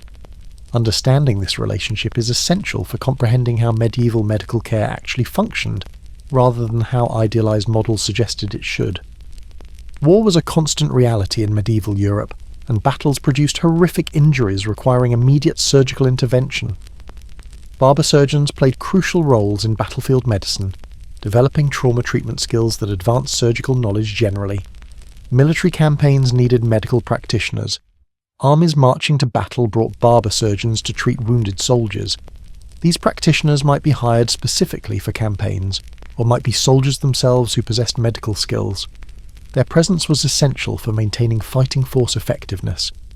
Battlefield injuries differed from civilian practice. The volume was overwhelming after major engagements, with hundreds or thousands of casualties requiring simultaneous treatment. The severity exceeded typical civilian injuries, with deep penetrating wounds, massive trauma, and complex fractures common. The conditions were primitive, treating wounded on muddy fields without proper facilities or supplies. Triage, though not called that, was practiced instinctively. Barber surgeons quickly assessed wounded soldiers, treating those likely to survive first, providing minimal comfort care to dying soldiers, and sometimes making brutal decisions to abandon hopeless cases to save others. These choices were agonizing but necessary given overwhelming numbers and limited resources. Arrow wounds were common and challenging. Arrows penetrated deeply, with barbed heads that couldn't simply be pulled out without causing massive additional damage. Barber surgeons developed techniques for removing arrows, sometimes pushing them completely through the body, if entry wounds were accessible, and pushing through seemed safer than pulling back. Special tools were created for arrow removal. Spoon-shaped devices slipped around arrow heads, protecting tissue as the arrow was extracted. Hollow tubes surrounded arrows, allowing controlled extraction. These innovations came from battlefield experience, practical solutions to commonly encountered problems. Sword and lance wounds created deep cuts and punctures. Barber surgeons cleaned these wounds thoroughly, removing foreign material like cloth fragments driven into tissue. Probing wounds to assess depth and direction risked additional damage, but was necessary for proper treatment. The balance between thorough examination and causing harm required careful judgment. Amputation became necessary for severely damaged limbs. Crushed bones, massive tissue destruction, or gangrenous infections left amputation as the only survival option. Battlefield barber surgeons performed these procedures rapidly, with minimal anesthesia, working efficiently to complete the procedure before patients died from shock or blood loss. The amputation technique involved cutting through tissue to the bone, sawing through bone quickly, then either cauterizing the stump with hot irons or tying off major vessels with ligatures. Speed was essential, with skilled practitioners completing leg amputations in minutes. Survival rates were distressingly low, but some patients survived and recovered. Cauterization with hot irons sealed vessels and supposedly prevented infection. Practitioners heated irons in fires, then applied them to bleeding tissue. The technique was excruciatingly painful and created severe burns, but it did stop bleeding effectively. The smell of burning flesh filled battlefield aid stations. Wound dressing used whatever materials were available. Clean cloths were preferred but often unavailable in battlefield conditions. Barber surgeons improvised with torn clothing, moss, even spiderwebs, anything that might staunch bleeding and protect wounds from dirt. These desperate improvisations sometimes worked surprisingly well. Pain management was minimal. Strong wine or spirits might be given to patients before procedures, providing slight dulling of sensation. Some practitioners used opium-based preparations if available, though these were expensive and rarely present in military contexts. Mostly, wounded soldiers endured through gritted teeth and sheer willpower. infection was inevitable. Battlefield wounds contaminated with dirt, cloth fragments and bacteria inevitably became infected. Barber surgeons did their best with wound cleaning and dressing, but without antibiotics or understanding of bacterial infection, they could only treat symptoms and hope patients' constitutions overcame infections. Gangrene developed frequently in serious wounds. The characteristic smell and blackening tissue signalled this devastating complication. Treatment options were extremely limited, essentially only amputation of affected limbs if caught early enough. Many wounded soldiers survived initial injuries only to die from gangrene days or weeks later. Experience gained in battlefield medicine translated to improved civilian practice. Barber surgeons who treated combat trauma developed skills and confidence that enhanced their civilian surgical capabilities. Techniques pioneered on battlefields gradually spread to civilian practice, advancing surgical knowledge generally. Psychological impact on practitioners was profound.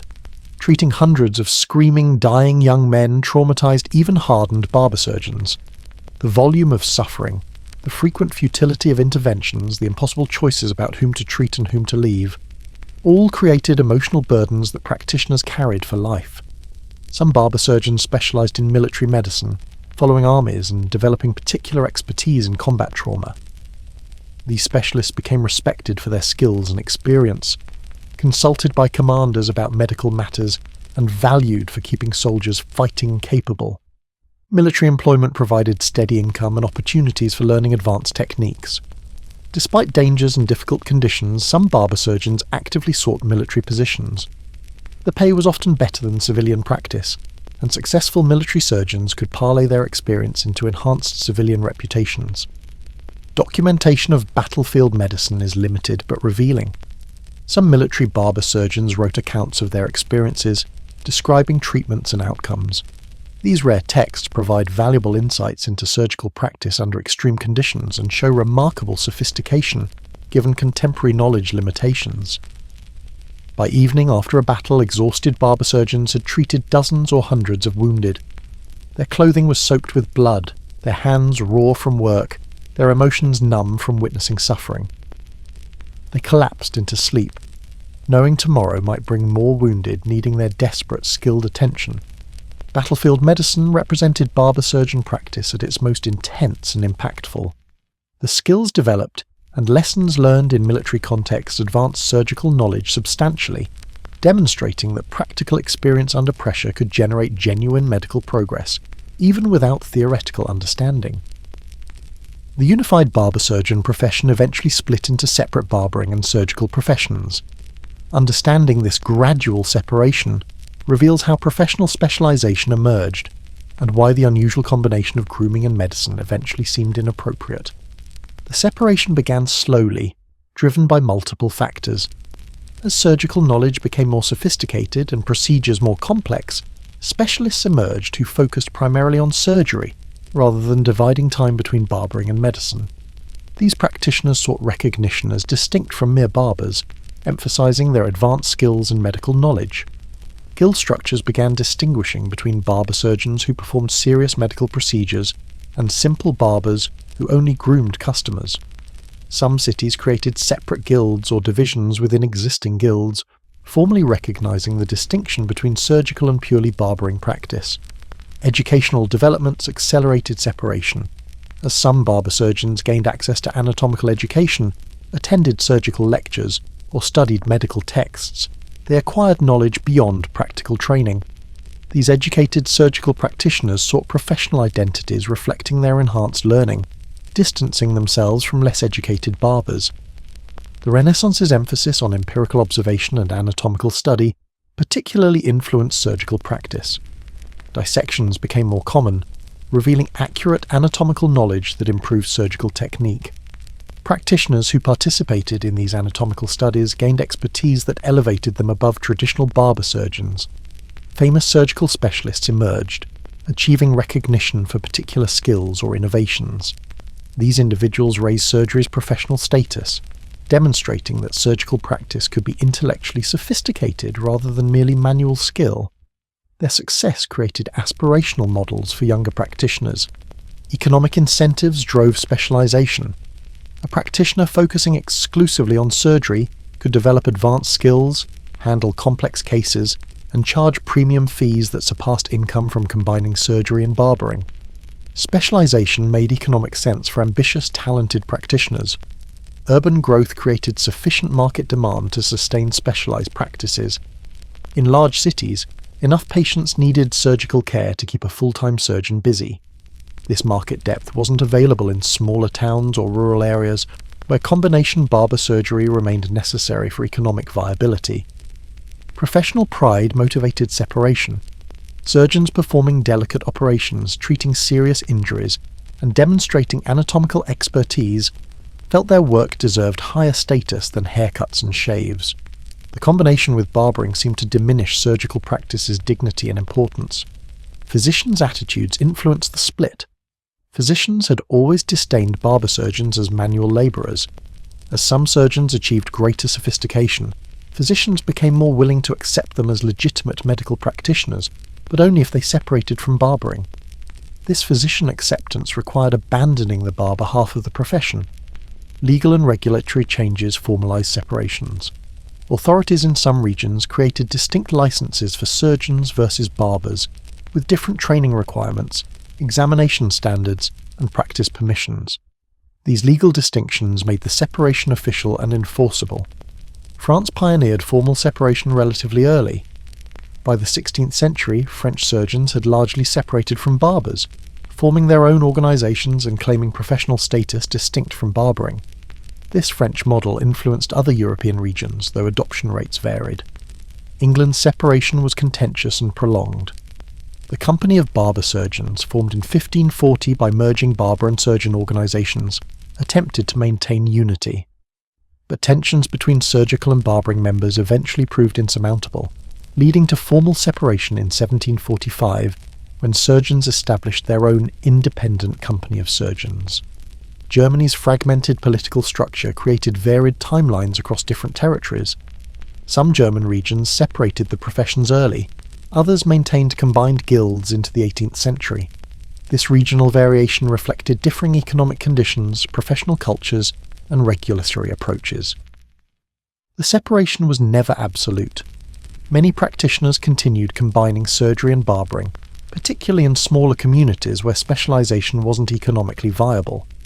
Rural barber surgeons remained generalists long after urban practitioners had specialized. Even today, some barber poles still display the red and white colors recalling the profession's surgical origins. Barbering evolved into a purely grooming profession. Barbers retained their traditional skills in cutting hair, shaving, and later in giving massages and other personal care services. They lost medical associations, becoming firmly identified with appearance rather than health. Surgery continued professionalizing. Surgeons increasingly gained university education, conducted anatomical research, published surgical texts, and achieved status approaching that of physicians. The separation from barbering was essential for this professional elevation. Some skills remained shared. Both barbers and surgeons maintained sharp blade skills, though applied to different purposes. Both valued steady hands and precision. The fundamental manual dexterity that united the original profession persisted in both successor professions. Nostalgia occasionally appeared for the unified profession. Some practitioners lamented the loss of comprehensive care provision and the personal relationships that came from serving patients' grooming and medical needs. But economic and professional forces pushing towards specialization proved irresistible. By evening, a late medieval barber surgeon might have heard about the separation occurring in larger cities and wondered what it meant for their own practice. Would they need to choose between barbering and surgery? Could they maintain combined practice in their smaller community? The changes were coming inevitably, though their local impact remained uncertain. The split from unified barber-surgeon to separate barber and surgeon professions reflected broader changes in medical understanding, professional organization, and social structure. It marked the transition from medieval toward early modern medicine, from craft-based learning towards scientific understanding, from undifferentiated manual labor towards specialized professional expertise. The implements used by medieval barber surgeons were sophisticated for their era, representing accumulated centuries of practical experience and gradual innovation. Understanding these tools reveals both the profession's technical sophistication and its material limitations. Razors were fundamental barbering tools, requiring extreme sharpness for effective shaving. Medieval razors were typically folding types, with blades that pivoted into protective handles when not in use. The blades were forged from steel, carefully shaped and hardened to hold keen edges. Razor maintenance was constant responsibility, edges dulled with use, requiring regular stropping on leather treated with fine abrasives. The barber-surgeon drew the blade along the strop repeatedly, aligning the edge and removing microscopic imperfections. Badly dulled razors needed regrinding on whetstones, carefully restoring proper angles and edge geometry. Scissors came in various sizes for different cutting tasks. Large shears trimmed bulk hair quickly. Medium scissors shaped cuts with precision. Small scissors handled detailed work around ears and necklines. All required sharp edges and smooth operation, with well-fitted pivot screws allowing controlled opening and closing. Lancets for bloodletting were specialised blades, typically small and extremely sharp. Spring-loaded lancets, invented in the late medieval period, allowed rapid, controlled cuts with consistent depth. The practitioner cocked a spring mechanism, positioned the device over the vein, then released the spring, driving a sharp blade through skin and into the vessel in one quick motion. Fleams were multi-blade bloodletting tools resembling folding knives but with several blades of different sizes. The practitioner selected the appropriate blade based on vessel size and required cut depth. Fleams were easier to use than simple lancets, requiring less manual dexterity for effective bloodletting. Cupping vessels, used for alternative bloodletting methods, were usually glass or horn cups. Heat was applied inside the cup, then the cup was quickly placed on skin. As air cooled and contracted, suction drew blood to the surface. Some cups had valves allowing air removal by suction rather than heat, creating similar effects more controllably. Tooth extracting forceps came in numerous designs. Straight forceps worked for certain teeth, curved ones for others. The jaws might be smooth or serrated, narrow or wide, depending on tooth type and position. Proper forceps selection was crucial for effective extraction with minimal tooth fracturing. Dental elevators or keys, specialized tooth extraction tools, provided mechanical advantage for difficult extractions. The instrument positioned against the tooth and adjacent bone, then lever action loosened the tooth from its socket. These tools required skill to use without fracturing jaws or breaking teeth. Probes explored wounds, checking depth and direction. These thin metal rods with rounded tips allowed careful examination without causing additional damage. The tactile feedback through probes told experienced practitioners whether they encountered bone, whether foreign objects remained embedded, how deeply wounds penetrated. Suture needles were typically curved, allowing stitching through tissue with ergonomic hand positions. Thread was silk when available, prized for strength and relatively low tissue reaction. The barber-surgeon threaded needles carefully, ensuring thread wouldn't slip free during stitching. Forceps for grasping tissue during surgery came in various configurations. Some locked closed with ratchet mechanisms, others required constant hand pressure. Tips might be smooth, serrated, or specially shaped for particular tasks. These were essential surgical tools requiring careful maintenance. Saws for amputation were horrifying but necessary implements.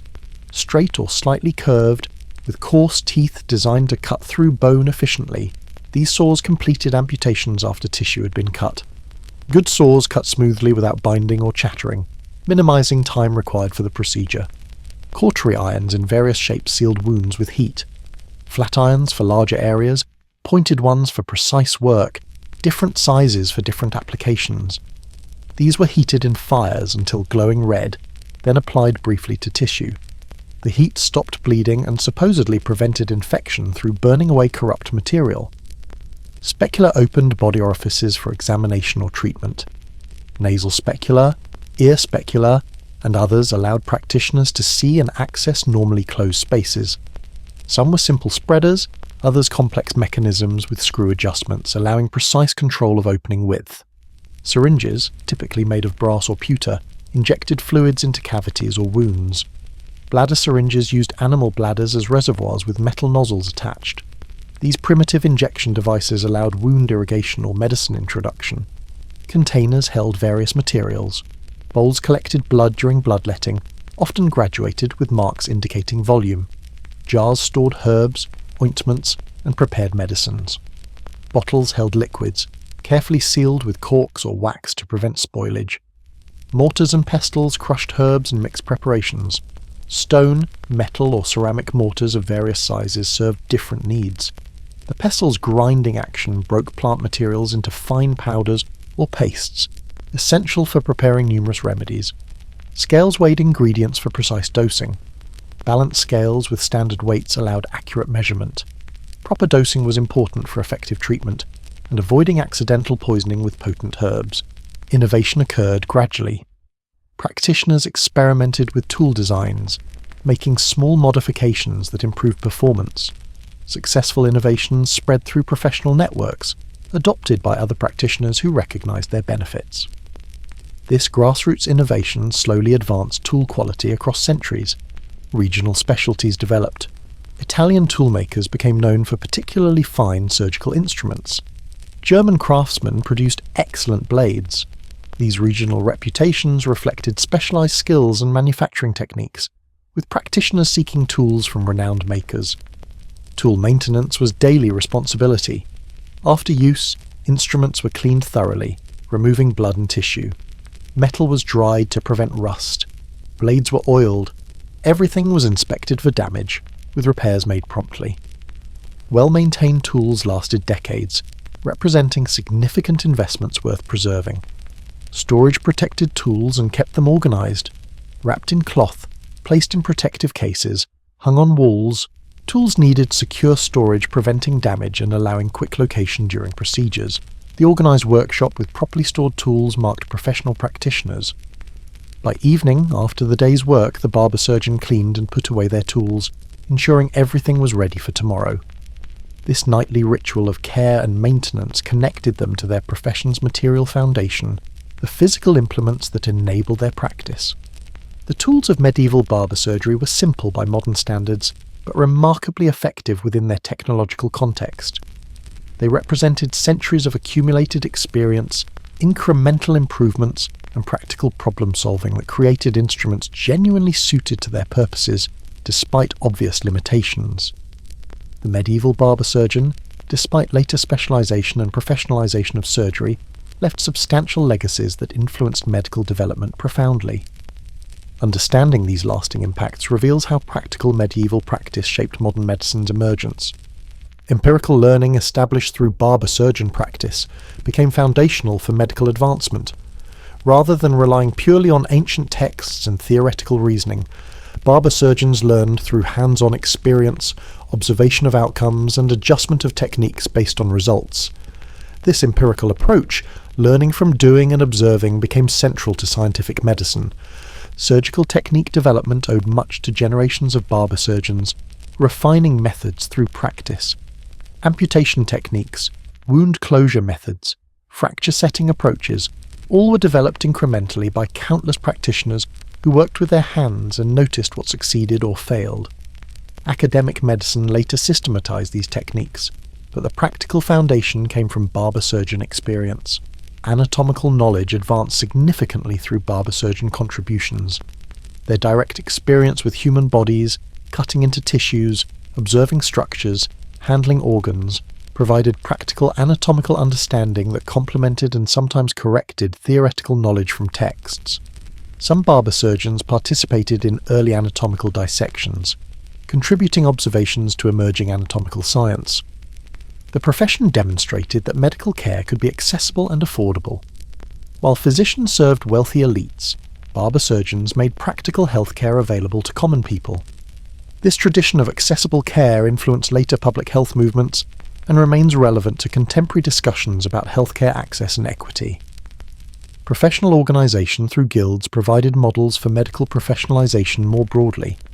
Guild standards for training, examinations, practice regulation, and peer oversight influenced how medicine organised itself in later centuries. The guild system's strengths and weaknesses informed professional association development as medicine modernised. The apprenticeship model trained countless practitioners effectively. While university education eventually became standard for physicians and surgeons, apprenticeships' hands-on learning, progressive responsibility, and master-student mentorship remain valuable educational approaches. Modern medical education incorporates these elements, particularly in surgical training where mentorship and progressive independence remain central.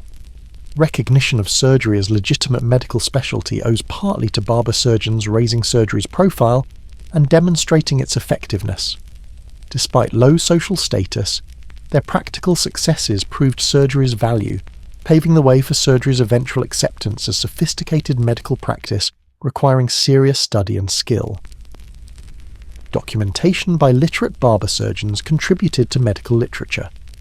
Some practitioners wrote treatises describing techniques, sharing experiences, and advancing surgical knowledge. These texts, though often ignored by physicians contemporary to them, preserved valuable practical information and influenced later surgical writers. The gradual merging of empirical practice with theoretical understanding, eventually creating modern scientific medicine, was facilitated by the barber-surgeon tradition. As surgery professionalized and surgeons gained anatomical education, they combined hands-on skills from barber-surgeon tradition with theoretical frameworks from academic medicine, creating more effective synthesis. Instruments developed for barber-surgeon use evolved into modern surgical tools. Many contemporary instruments descended directly from medieval tools, refined and improved but maintaining basic designs, proven effective through centuries of use. The scalpel, forceps, retractors, and countless other tools trace lineages to barber-surgeon implements. Recognition that medical care requires diverse providers at different skill and cost levels, from physicians to mid-level practitioners to basic care providers, echoes the medieval division between physicians and barber-surgeons. Contemporary healthcare systems still grapple with appropriately dividing labour among providers, with different training and costs. The iconic barber pole survives as a reminder of the profession's medical origins. Few people today know the red and white pole's connection to bloodletting, but the symbol persists, a visual link to when grooming and surgery coexisted in single profession. This continuity connects present to past in tangible way. Barbershops maintained social functions beyond service provision, serving as community gathering places where men congregated, conversed, and connected. The social dimension of healthcare, the human connections formed through care provision, remains important even as medicine has grown more technological and impersonal. The barber-surgeon's combination of technical skill, practical knowledge, business acumen, and community service created a model of multifaceted practice that contrasts with modern medical specialization. Whether this breadth was strength or limitation remains debatable, but it represented an alternative approach to organizing healthcare provision. Medieval society's practical recognition that healthcare required multiple types of practitioners, that no single profession could address all needs, influenced how medical systems eventually organized. The physician-barber-surgeon division, whatever its limitations, demonstrated that healthcare provision benefited from diverse practitioner types with different training, skills, and costs. By evening, a modern surgeon preparing tools in an operating room unknowingly follows patterns established by medieval barber surgeons preparing their shops. The ritual of checking instruments, ensuring readiness, mentally preparing for procedures, connects across centuries to practitioners who worked with cruder tools but similar dedication and skill. The medieval barber surgeon's greatest legacy might be demonstrating that practical skill, empirical learning, and commitment to helping people could advance medical care even without scientific understanding. Their work proved that observation, experience, and incremental improvement generated genuine progress, providing foundation for medicine's eventual transformation into scientific discipline. As night falls on this exploration of medieval barber surgery, reflection on what these practitioners represented reveals truths about medical history, professional development, and human adaptability that extend beyond simple historical curiosity. The barber-surgeon embodied medieval society's practical approach to solving problems with available resources. Communities needed medical care but couldn't afford many university-trained physicians. Barbers possessed relevant skills and established businesses. Combining grooming with surgery made practical sense, even if it seems odd to modern sensibilities. These practitioners demonstrated that expertise developed through hands-on experience was genuine and valuable, even without formal academic education. Their empirical learning, trial and error, observation and adaptation produced effective techniques and real medical progress. This challenged and challenges assumptions that only formal education creates competence. The profession's evolution from combined barber surgery to separate specialties reflected broader historical trends towards specialization, professionalization, and scientific understanding. Watching this split occur illuminates how professions develop, how knowledge advances, and how social structures reshape themselves around changing economic and intellectual conditions. Social stigma, despite necessary service, marked barber surgeons' experience, particularly before surgery achieved full professional respectability. They provided essential care but faced condescension from physicians and sometimes from patients who used their services while looking down on them. This contradiction reveals uncomfortable truths about how societies treat necessary workers in low-status occupations. The daily reality of barber surgeon life was mostly ordinary work rather than dramatic surgery. Shaves, haircuts, minor wound care, bloodlettings, tooth extractions, preparing herbal remedies, these mundane tasks filled most days. This ordinariness matters because it reveals that medieval healthcare was mostly about routine care rather than crisis intervention. Individuals within the profession varied tremendously. Some were barely competent, having received minimal training and possessing limited skills. Others were genuinely talented, pushing boundaries of contemporary practice and achieving remarkable surgical successes. This variation reminds us that professional categories don't determine individual capability. Women's relative absence from the profession reflected medieval restrictions on female occupational participation, but wasn't absolute. Some women worked as assistants, some managed shops after husbands died, a very few practiced independently. Their limited but real presence complicates simple narratives about gender exclusion. Geographic and temporal diversity across medieval Europe meant no single barber-surgeon experience existed. A 13th century English practitioner, a 15th century Italian barber-surgeon, a 16th century German surgeon, all worked within the same professional tradition but experienced dramatically different conditions, regulations, opportunities, and challenges. Economic realities shaped practice as much as medical knowledge.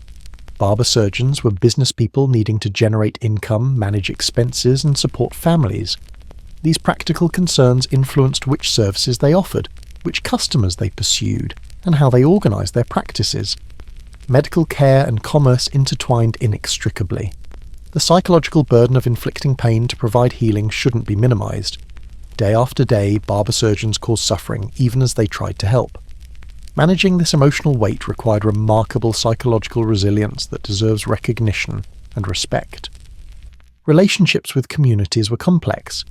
People needed barber surgeons' services desperately, but often didn't particularly like or respect them. This created awkward social dynamics, where economic necessity overcame social prejudice, forcing interactions that both parties might have preferred to avoid. Professional pride existed despite low social status. Many barber surgeons took genuine pride in their skills, their shop's reputation, their service to communities. This pride sustained them through difficult work and social disrespect, providing internal validation when external recognition was limited. The transmission of knowledge from masters to apprentices across generations preserved and advanced surgical technique. This intergenerational teaching created continuity, with each generation building slightly on the previous generation's knowledge. The accumulation was gradual but real, demonstrating how practical arts advanced through incremental improvement. Failures and complications were common, inevitable given limited knowledge and crude tools. Many patients didn't survive surgeries, many wounds became infected, many treatments didn't work. These failures were everyday realities that practitioners had to accept and work within, doing their best despite high failure rates. Successes were correspondingly meaningful. When a dangerous wound healed cleanly, when a patient survived amputation, when extracted tooth ended persistent pain, the barber surgeon experienced satisfaction that partially compensated for the work's difficulties. These victories, small by modern standards, were significant achievements in their context. The barber surgeon's story is ultimately about ordinary people doing difficult but necessary work in challenging circumstances. They were neither heroes nor villains, neither medical pioneers nor ignorant butchers. They were human beings applying practical skills to genuine problems, helping as best they could with knowledge and tools available to them. Modern medicine benefits from their accumulated experience. every surgical technique, every anatomical insight, every treatment approach used today, built on foundations laid partially by medieval practitioners working with their hands and learning from their observations. This continuity across centuries deserves acknowledgement. As this examination of the medieval barber-surgeon concludes, appreciation for their role in medical history should increase. They were more than merely barbers who dabbled in surgery, or surgeons who happened to cut hair.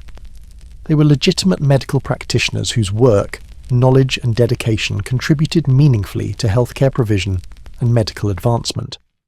The striped pole outside barbershops remains, a colourful reminder of when medical care and personal grooming coexisted in single profession. Most people passing those poles don't know the history, don't recognise the connection to bloodletting and surgery. But the symbol persists, quietly linking present to past. Tonight, somewhere, a barber finishes the day's work cleaning scissors, sweeping hair from floors, locking the shop door. The work is entirely different now, the connection to medicine long severed. Yet faint echoes of that medieval profession persist in the careful precision, the service to customers, the small business operation. And in operating rooms worldwide, surgeons prepare for procedures, checking instruments, reviewing plans, bringing skilled hands and focused minds to healing work.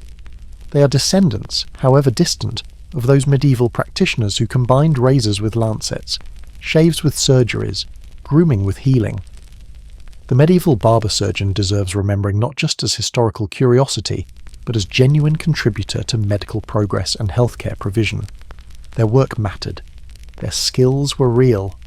Their dedication served communities for centuries. This legacy, however often overlooked, enriched the medical tradition all healers inherit. Sleep now, knowing that the apparently strange combination of barbering and surgery made perfect sense in its time, that those practitioners were competent within their era's limitations, that their contributions built foundations later generations expanded. The medieval barber-surgeon story enriches understanding of how medicine developed, how professions evolve, and how ordinary people doing necessary work shape history's course. The red and white pole still turns, still marks places where care is provided, where skill is applied, where people come seeking help with their bodies and appearances. The specific care has changed dramatically, but the fundamental human needs remain constant. Medieval barber-surgeons would recognise that continuity, that persistent human reality transcending centuries of change. Rest well, and perhaps tomorrow, when passing a barber pole, pause for a moment to remember those medieval practitioners who combined blades of different types, who served communities in multiple ways, who worked with their hands to heal and help despite limited knowledge and crude tools. Their story deserves telling, their contributions merit recognition, their humanity warrants respect across the centuries that separate their world from ours.